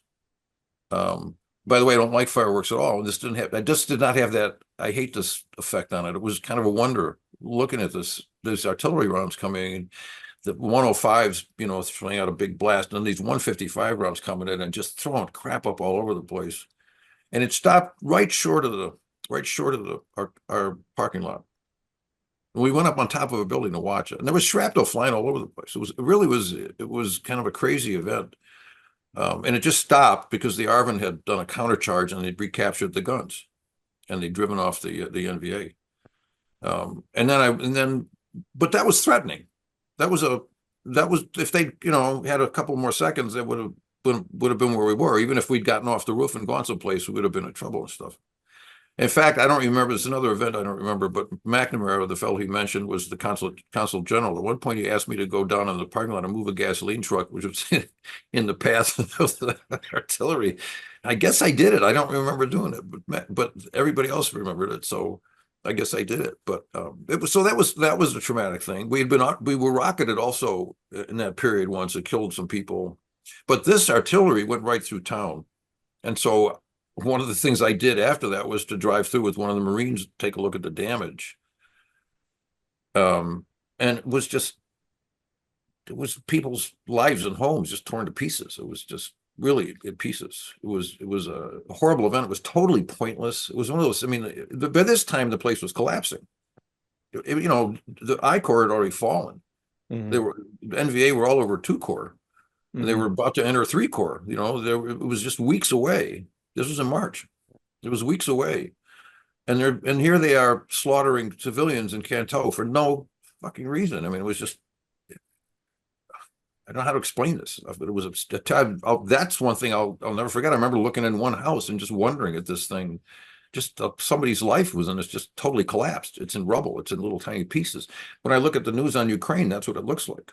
Mm. It looks like those buildings in Ukraine that are just, people's lives are demolished along with the people sometimes and stuff. And then the whole idea that we'd had so much invested in this place and it just collapses. It's just gone. And people are fleeing for their lives. I'm watching Vietnamese at that point, and then afterward, because I worked with refugees on Guam, and then I worked again when I was in Washington, and then again later in Malaysia, the people they lost everything. They left everything. It was that whole period was such a tragic event. To watch people lose their whole country. They lost their country. It was gone. Do you remember your final day, say your last, 2 or 3 days there? I mean, what did you see? What did you experience? Well, I had the misfortune of taking on a rotating assignment with the consular section. It was a consulate, but we didn't have a lot of consular duties. Consular duties are things like citizen services, visas, things like this, new passports for Americans.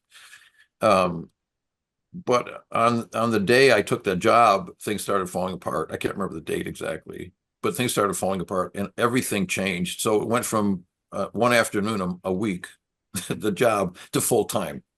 So the fellow I replaced in that, it rotated back into a political section job. I was in the political section, then I rotated into that job. It went from, 3 or 4 hours a week, 1 day a week, to 7 days, 7 days a week, and all day from morning till night, because I had to try to find American citizens, a lot of whom were children, and try to identify them, try to get them up to Canton, find a way to get them to Saigon and get them evacuated.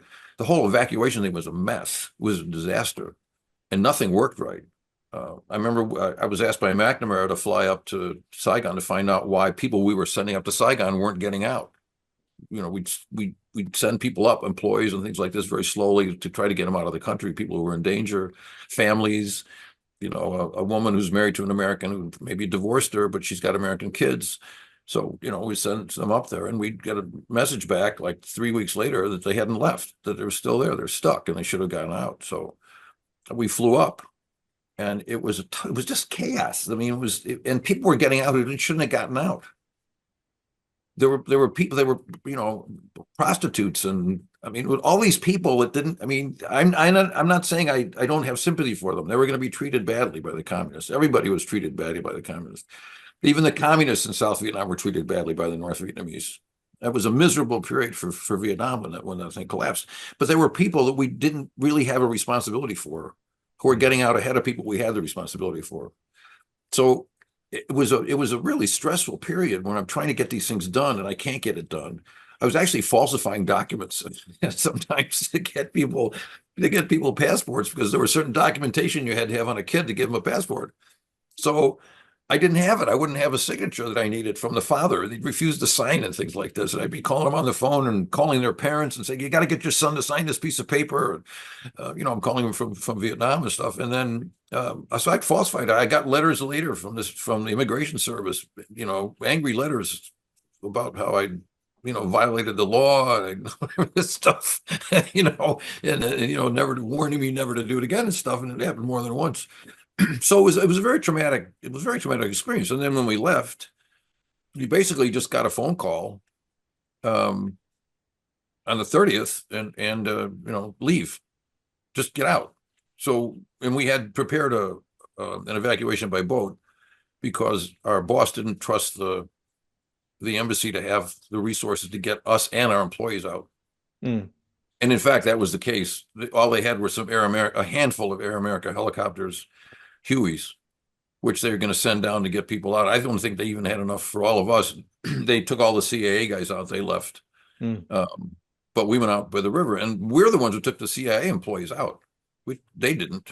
We took theirs out. So, our last final job there was to grab anybody we could grab, and we left a lot of people behind. A whole lot of people didn't have a chance to get out, and I don't know, who knows what happened to them, in the end. And a lot of them were intel people and stuff like this, so they probably had a tough time. So anyway, we got everybody loaded on the LCMs. We also had a rice barge, which we were going to tow out to water, and that was loaded with refugees.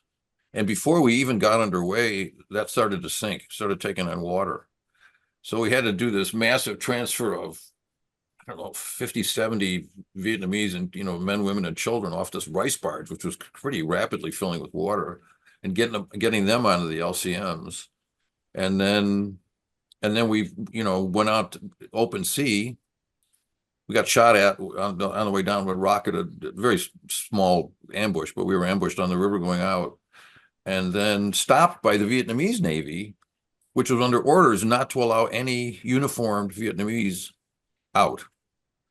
So we were stuck on the river for about an hour or 2 hours Well, trying they to. searched your boat. Well, By the South Vietnamese Navy, by the way. it was South Vietnamese. Yeah, no, it was South Vietnamese. Right, right. No, I understand. They're Yeah, South searching Vietnamese your Navy, boat, but they looking were for. well, they were being proper. They were being proper because it was a consular function, Mm. right? It was an American. We were diplomats. On the other hand, we had a boat full of Vietnamese, Mm. and some were obviously military age Vietnamese. And in fact, we had guys that they were military and they were in civilian clothes.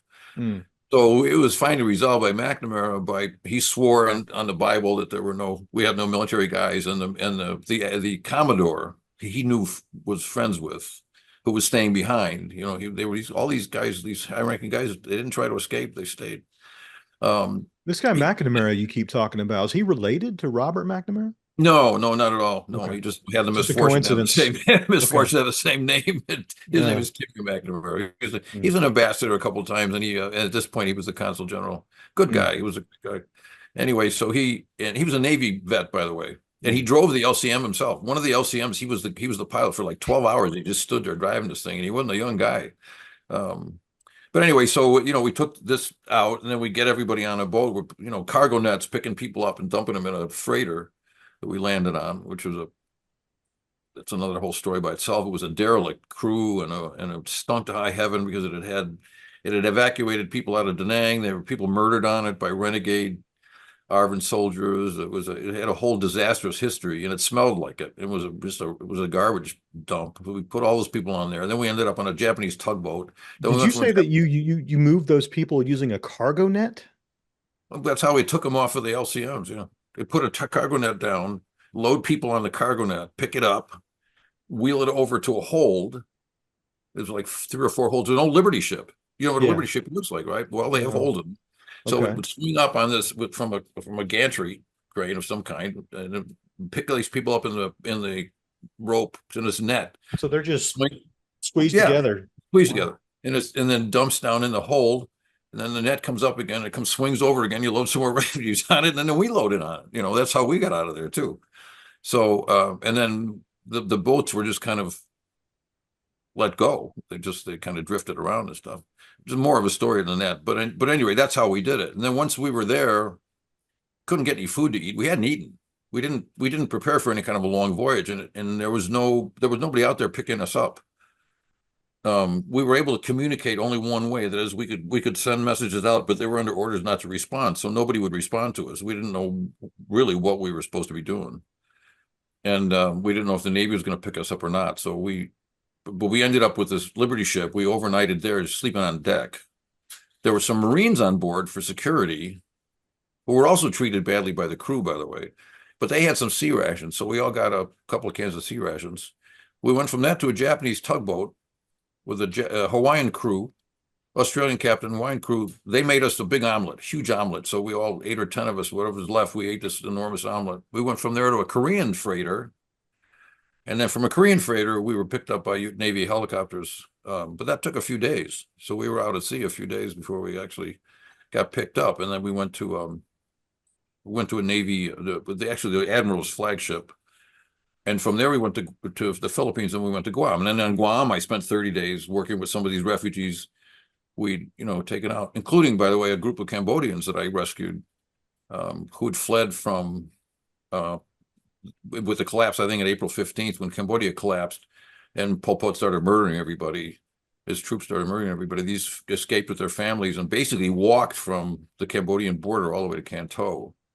And then were threatened with deportation back to Cambodia because they weren't Vietnamese. I mean, it was a crazy. I actually had to intervene with Americans to say, you can't send these guys back. I know it sounds crazy, but I had to sort of get in people's faces that I shouldn't have gotten, faces about, because I said, you can't do that. These people have to come out. We have to take them out with us. We have an obligation to them. They're allies. You can't, just because they're Cambodians doesn't mean you don't have an obligation. We're not just here to help Vietnamese. We're here to help everybody.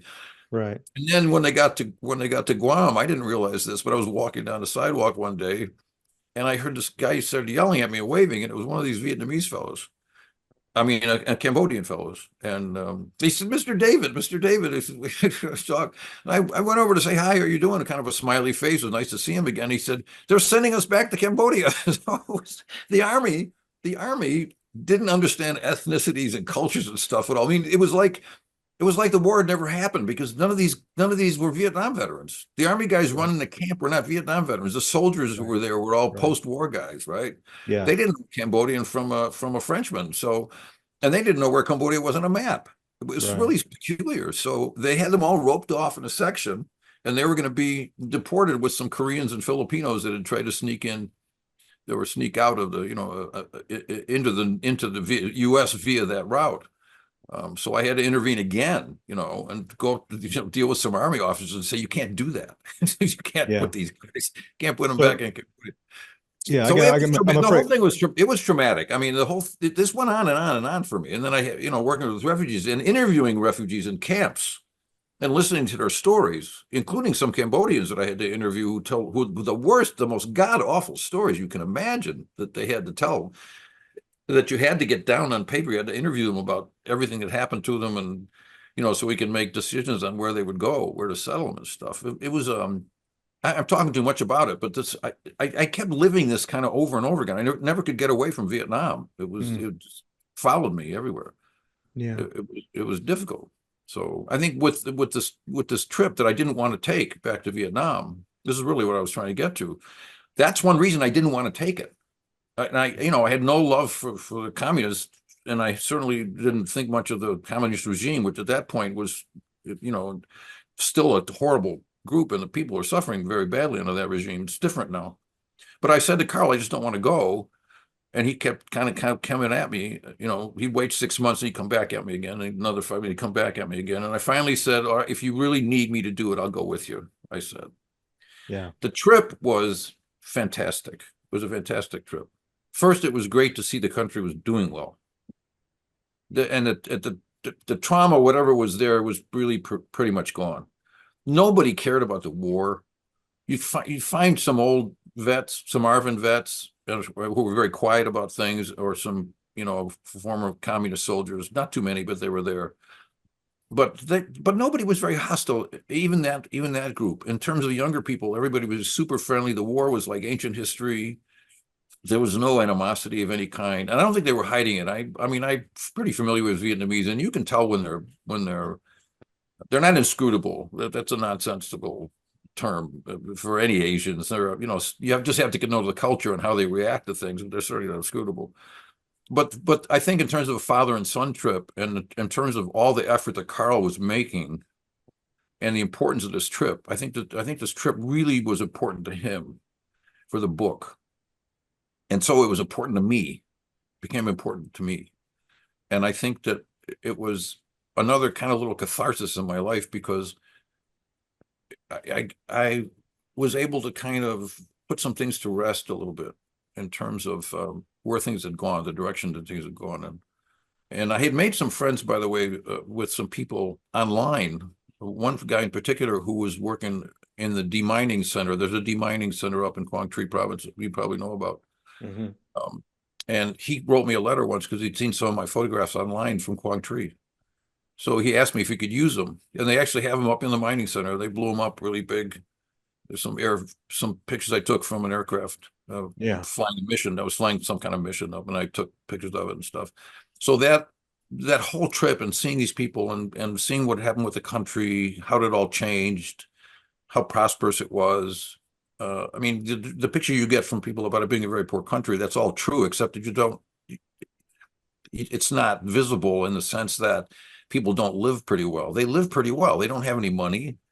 They don't have a luxurious life. They're not driving around in Rolls Royces, but they're living pretty well. They're not there's suffering. corruption, a lot of corruption, a lot of things wrong with it, Yeah. but there's a lot of stuff that's right. Sure. And to me, that was a big. I'm very grateful to Carl that he made me do that, and I'm grateful that it helped Carl with the book. I think it closed up a loop for him, and it gave him a very different view. Being on the ground there in places where I was, we walked, the same areas, even though they didn't look the same. Everything looked different. But he'd seen pictures of them, and he could imagine what was there when I was there. And I think that made a big difference for us as a father and son, and it also made a difference for the book.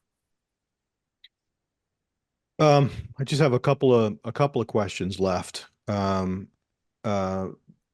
guess the first one is for you, Carl, which is who do you imagine reading this book, and what would you like them to do or think differently after they've read it? Yeah, it's a comic book, it's a graphic novel, whatever you want to call it. And so I think, I guess I hope that people who are normally picking up those books to begin with, that this is maybe a little bit of a different kind of story than they're used to reading, even amongst other nonfiction or graphic memoir, things like that. I've said a couple times, it's a Vietnam story, and I wanted to do that experience justice to whatever extent I could. But I also think it's a more universal story than that as well. And I also think, with hindsight, it's very easy, especially in that period. We don't have a draft anymore. It's such a different world now in my lifetime and in the lifetime of younger, Gen Z people and stuff. And I think it's very easy to look back and think that you might have made certain decisions or done different things. And there's a panel early on in the book when my dad's at a Air Force recruiting office, and there's a poster I found. It was a real poster that existed in real life, and I put it in the book, and it says at the bottom, "This could be you." Yeah. And I really wanted that to describe it in more detail. Well, it's like a woman pinning a medal on a guy, and they're kind of proudly facing each other. And I put it in the back of this office. I think it was probably actually from the 50s or something, but I thought it would have still made sense in this guy's office. They probably didn't update that stuff a lot or whatever. You're trying to be accurate with that stuff historically, but not everything is exactly the year it takes place or whatever. But I thought it was just a really good summation of some of what I was trying to say, was that you could look at this story and think there maybe overtly it looks kind of mundane. It's not, I don't think. I think we've discovered that over the course of listening to my dad talk about some of his experiences. But in some, it, there's a part of it that is sort of an everyman story, I think, because so much of the war were people who were called upon to do extraordinary things, who were forced into these situations to do unimaginable things in unimaginable circumstances. And so I hope that when people read it, there's a sense of that too, of that this is maybe not such in some ways ancient history, and that these are experiences that people are continuing to have in different parts of the world, and we have our new generation of vets at home as well. Um, so I hope it speaks, more broadly than just to Vietnam, to the Vietnam story. Um, but I hope that it maybe it's maybe there's a veteran who, like my dad or something, who has someone younger in their life, who has a son or a nephew or a grandson or something who reads comic books, and they can give them this and say, maybe this will explain some of the things that I felt, that I haven't been able to talk to you directly about, or that I can't bring myself to say so openly. But maybe this kind of covers it, and maybe it's a form that you recognize and you've kind of grown up reading, and in terms of comic books and sequential storytelling and stuff that you can understand. Yeah. A So conversation starter. I was never interested in relitigating the war. The book isn't about that. The book is about a guy's experience in war and what that did to him. Um, it's in some ways it's a tribute, I think, but in other ways it's a real hard look at the lasting effects of these kinds of things. And so I want people to also be able to read it and make their own decisions, to feel like they saw events as they occurred, and to think about it themselves, and not necessarily, I'm not trying to also provide answers to people either necessarily. So in terms of what people should do afterwards, I'm not sure I know.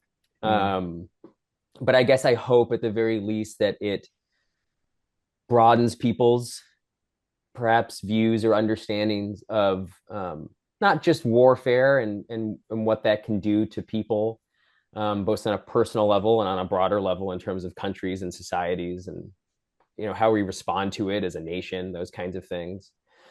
Um, but yeah, I guess that's it. I hope that it, is a new way for people to look at the experience, I think, in kind of a new format, and I hope that it adds to, as I said before, there's such a vast wealth of stuff. I mentioned Tim O'Brien, and there's so much that already exists about the war, but I hope that this adds as a slightly new take, slightly new vantage point. Not a frontline infantryman's experience, but someone who had a slightly different view and path through the war, and then also in terms of the State Department too. Mm-hmm. And so I hope that that's maybe a new way for people who maybe are well versed in the history of the war or whatever, but maybe haven't seen it from this angle.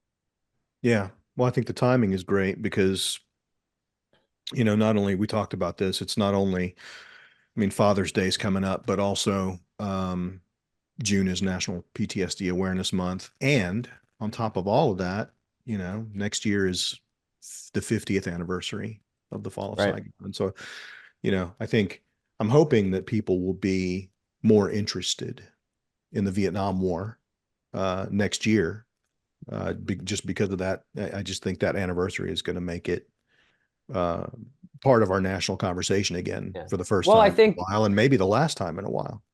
for whatever, for better or for worse, and I said this to a lot of people when I was first pitching the book, is that Vietnam is still a perennially kind of active part of the national discourse. I think we don't it may be changing and fading in some respects in terms of the memories and the people who were there, but it the Korean War was sort of a bridge between the two. But there's sort of, to whatever extent it exists or not, there is this kind of national story and understanding that we tell ourselves about World War II, for instance. And that's, we don't have to get into a variety of reasons why that's the case, but it kind of is. Mm-hmm. Vietnam doesn't have that. We've never come to this sort of national consensus about that war. Um, and so I think the dialogue has never stopped. You know, it's Mm. something that there's always there's something there, I think, that tugs at people and that people want to try and understand and dig deeper into.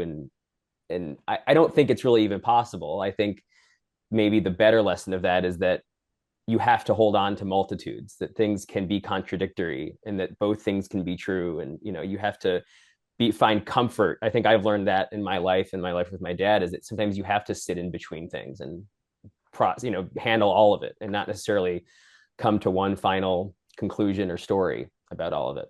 Man, I'll tell you what, if you know, if American society can ever get to that point where they can agree that contradictory things can both be true and that you have to be able to hold on to, opposing ideas simultaneously, and the world's complicated, and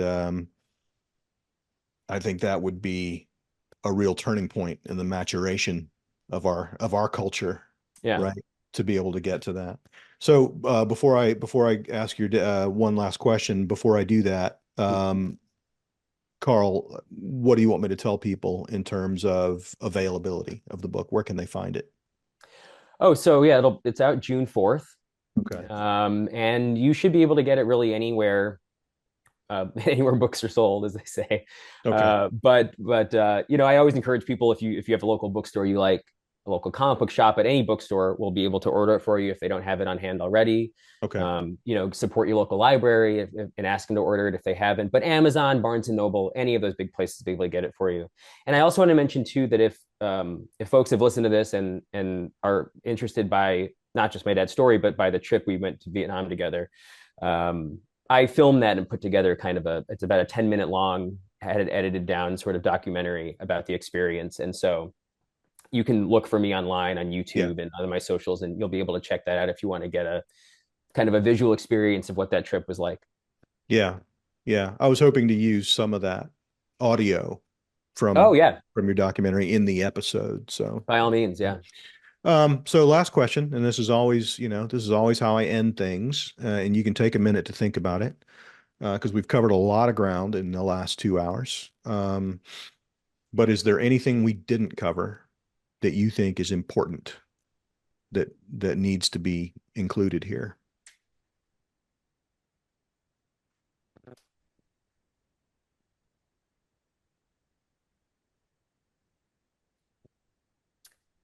I don't know. I don't think from my point of view necessarily. I think we have talked about, what I think of the book and um, my thoughts behind it and all that.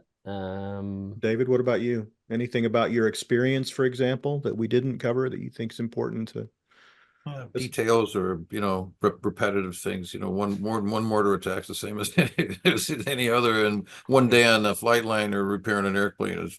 I got sick that one time, and I had to get the pilot to fix the brakes because I couldn't do it. I was too damn sick.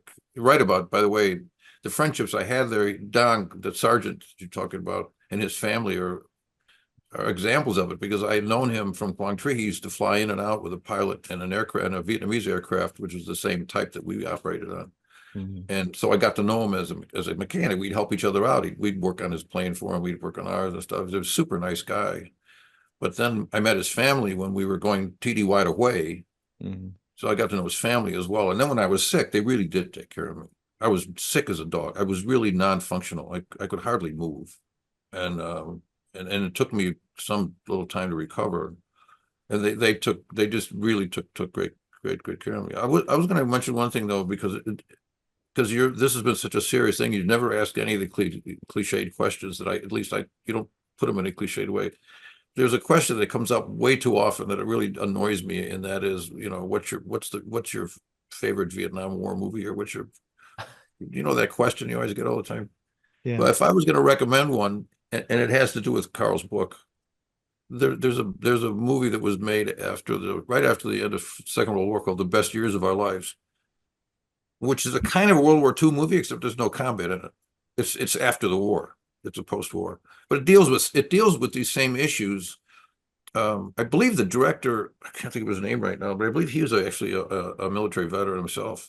The director was, that's an excellent story told in a pretty realistic way for the time of returning veterans and the kinds of issues that they had to deal with, the inability to hold a discourse with people who hadn't been in the war, civilians who didn't know anything about it, the divide that's between veterans and non-veterans, um, the traumatic experiences that they had. They were all different. There's 4 or 5 guys. There were four fellows, I think. Maybe it's 3. I can't remember exactly. It's Frederick March, Dana Andrews, and another fellow. It's basically that crowd that deals with all these issues, and it deals with it very well. And if I were going to recommend a war movie to anybody, I'd recommend that, because that'll give you a kind of an understanding of the soldiers themselves. It doesn't matter what the nationality is. They all go through the same things, um, the same issues. Their families have the same difficulties and problems. They have the same struggles and things like this to readjust. Um, I'm glad you said this thing about the Air Force having a program, because there were no programs like that. You'd get on you might have an infantryman might be in a tough battle like one day, and then 2 days later he's on a plane on his way back to the States, and he gets there and he sheds his uniform and he's on his way home. Mm-hmm. And that's a traumatic event all by itself. Yeah. Yeah. I mean, Uh, it's a ludicrous way it is a to ludicrous way to handle do things, it. right? I mean, No, and there was it was no, bad enough you guys didn't come back with your units, right? For the most part. I mean, there were units there that were, but very yeah, few guys most of went it home you with just units like that came back you're with just them. on a plane with a bunch of other guys, Right, right. right? And you're And gone. then And then frankly, in the worst of cases, I remember episode 7 and 8, Rocket Man Part 1 and Part 2, is about a Marine who, I mean, the things that guy endured in his 13 months, and it wasn't even 13 months because he was wounded by friendly fire. oh Jesus. He had a artillery shell go off right near him, blew him, 50 yards through the air, broke his body, broke his brain, traumatic brain injury. Sure. So in addition to the PTSD, now he's got a TBM, bounces around hospital ships for a while, goes to Japan, for a little bit. He's diagnosed with appendicitis, which he had his appendix taken out when he was 8. So, I'm sorry. so it gets worse. Guy's got So 13 months in he combat. He's doesn't even blown have up. a He's like fucking that. appendix, And then he right? ends Like up in he's right. So then, but then he's sent back once he's well enough. He's sent back to San Francisco in 1968 or 69. You can imagine what that was like. And he's processed out of the Marine Corps. You're no longer a Marine. Here's your jeans. Here's your T-shirt. Here's a few bucks. Go get him, That's right. Tiger. And he walks into 1969 San Francisco with PTSD, a traumatic brain injury. I mean, you just can't even imagine, right? So it's just insane when I hear stories like that. How did we not care enough about that kid? He was a kid at the time. How do we not care enough about that kid to help him with his reentry? Well, It's and to help the nuts. family, and to help the families, because there was no help Yeah. for anybody, Yeah. right? Right. Right. Nobody. And the families didn't know how to handle these guys coming back any Yeah. better than anybody else did. That's right. It was a crazy period, and World War II was not done. It was not quite that way. First place, they didn't just dump people out in the street when there was, it was much more, It was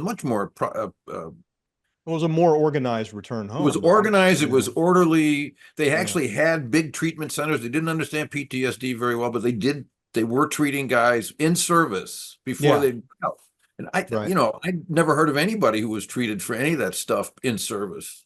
Nobody Yeah. was. They were just, use them up, and if you're not going to re-enlist, then we don't need you anymore. Let's Yeah. get out of our way. Well, speaking of Rocket Man, Carl, you might enjoy those episodes because the real hero in those 2 episodes is the daughter of the Mm. veteran.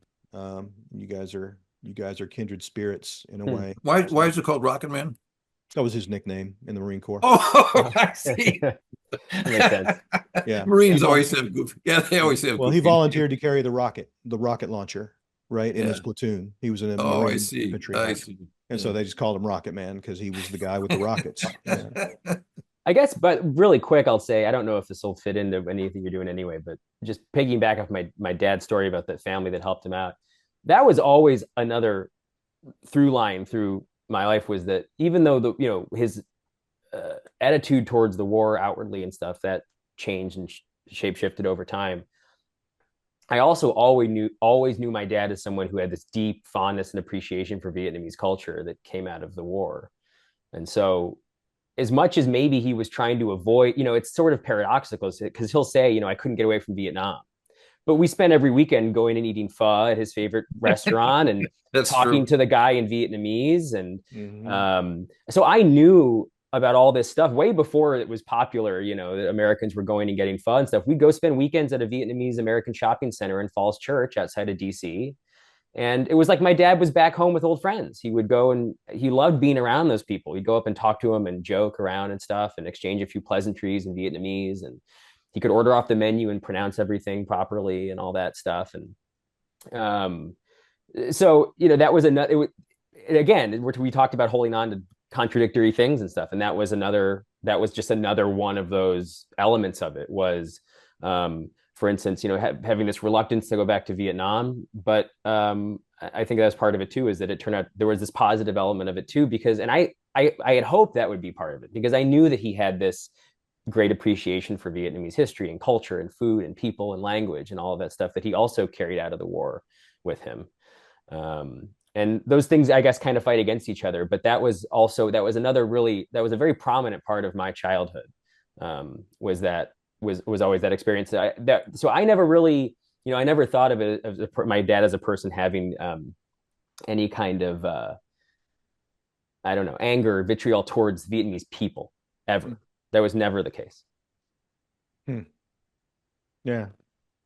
Yeah, it seems like it left a mark for sure on you in more ways than one, right? The kindness, the culture, the fact that David, you said that these people are not inscrutable. You just have to learn how to read them. And, you took That's the right. time to do that, right? Which is, Right. I don't know, that's a form of love, isn't it? They can be So, they can be some of the warmest people on earth. I mean, it's not hard to bridge the gap if you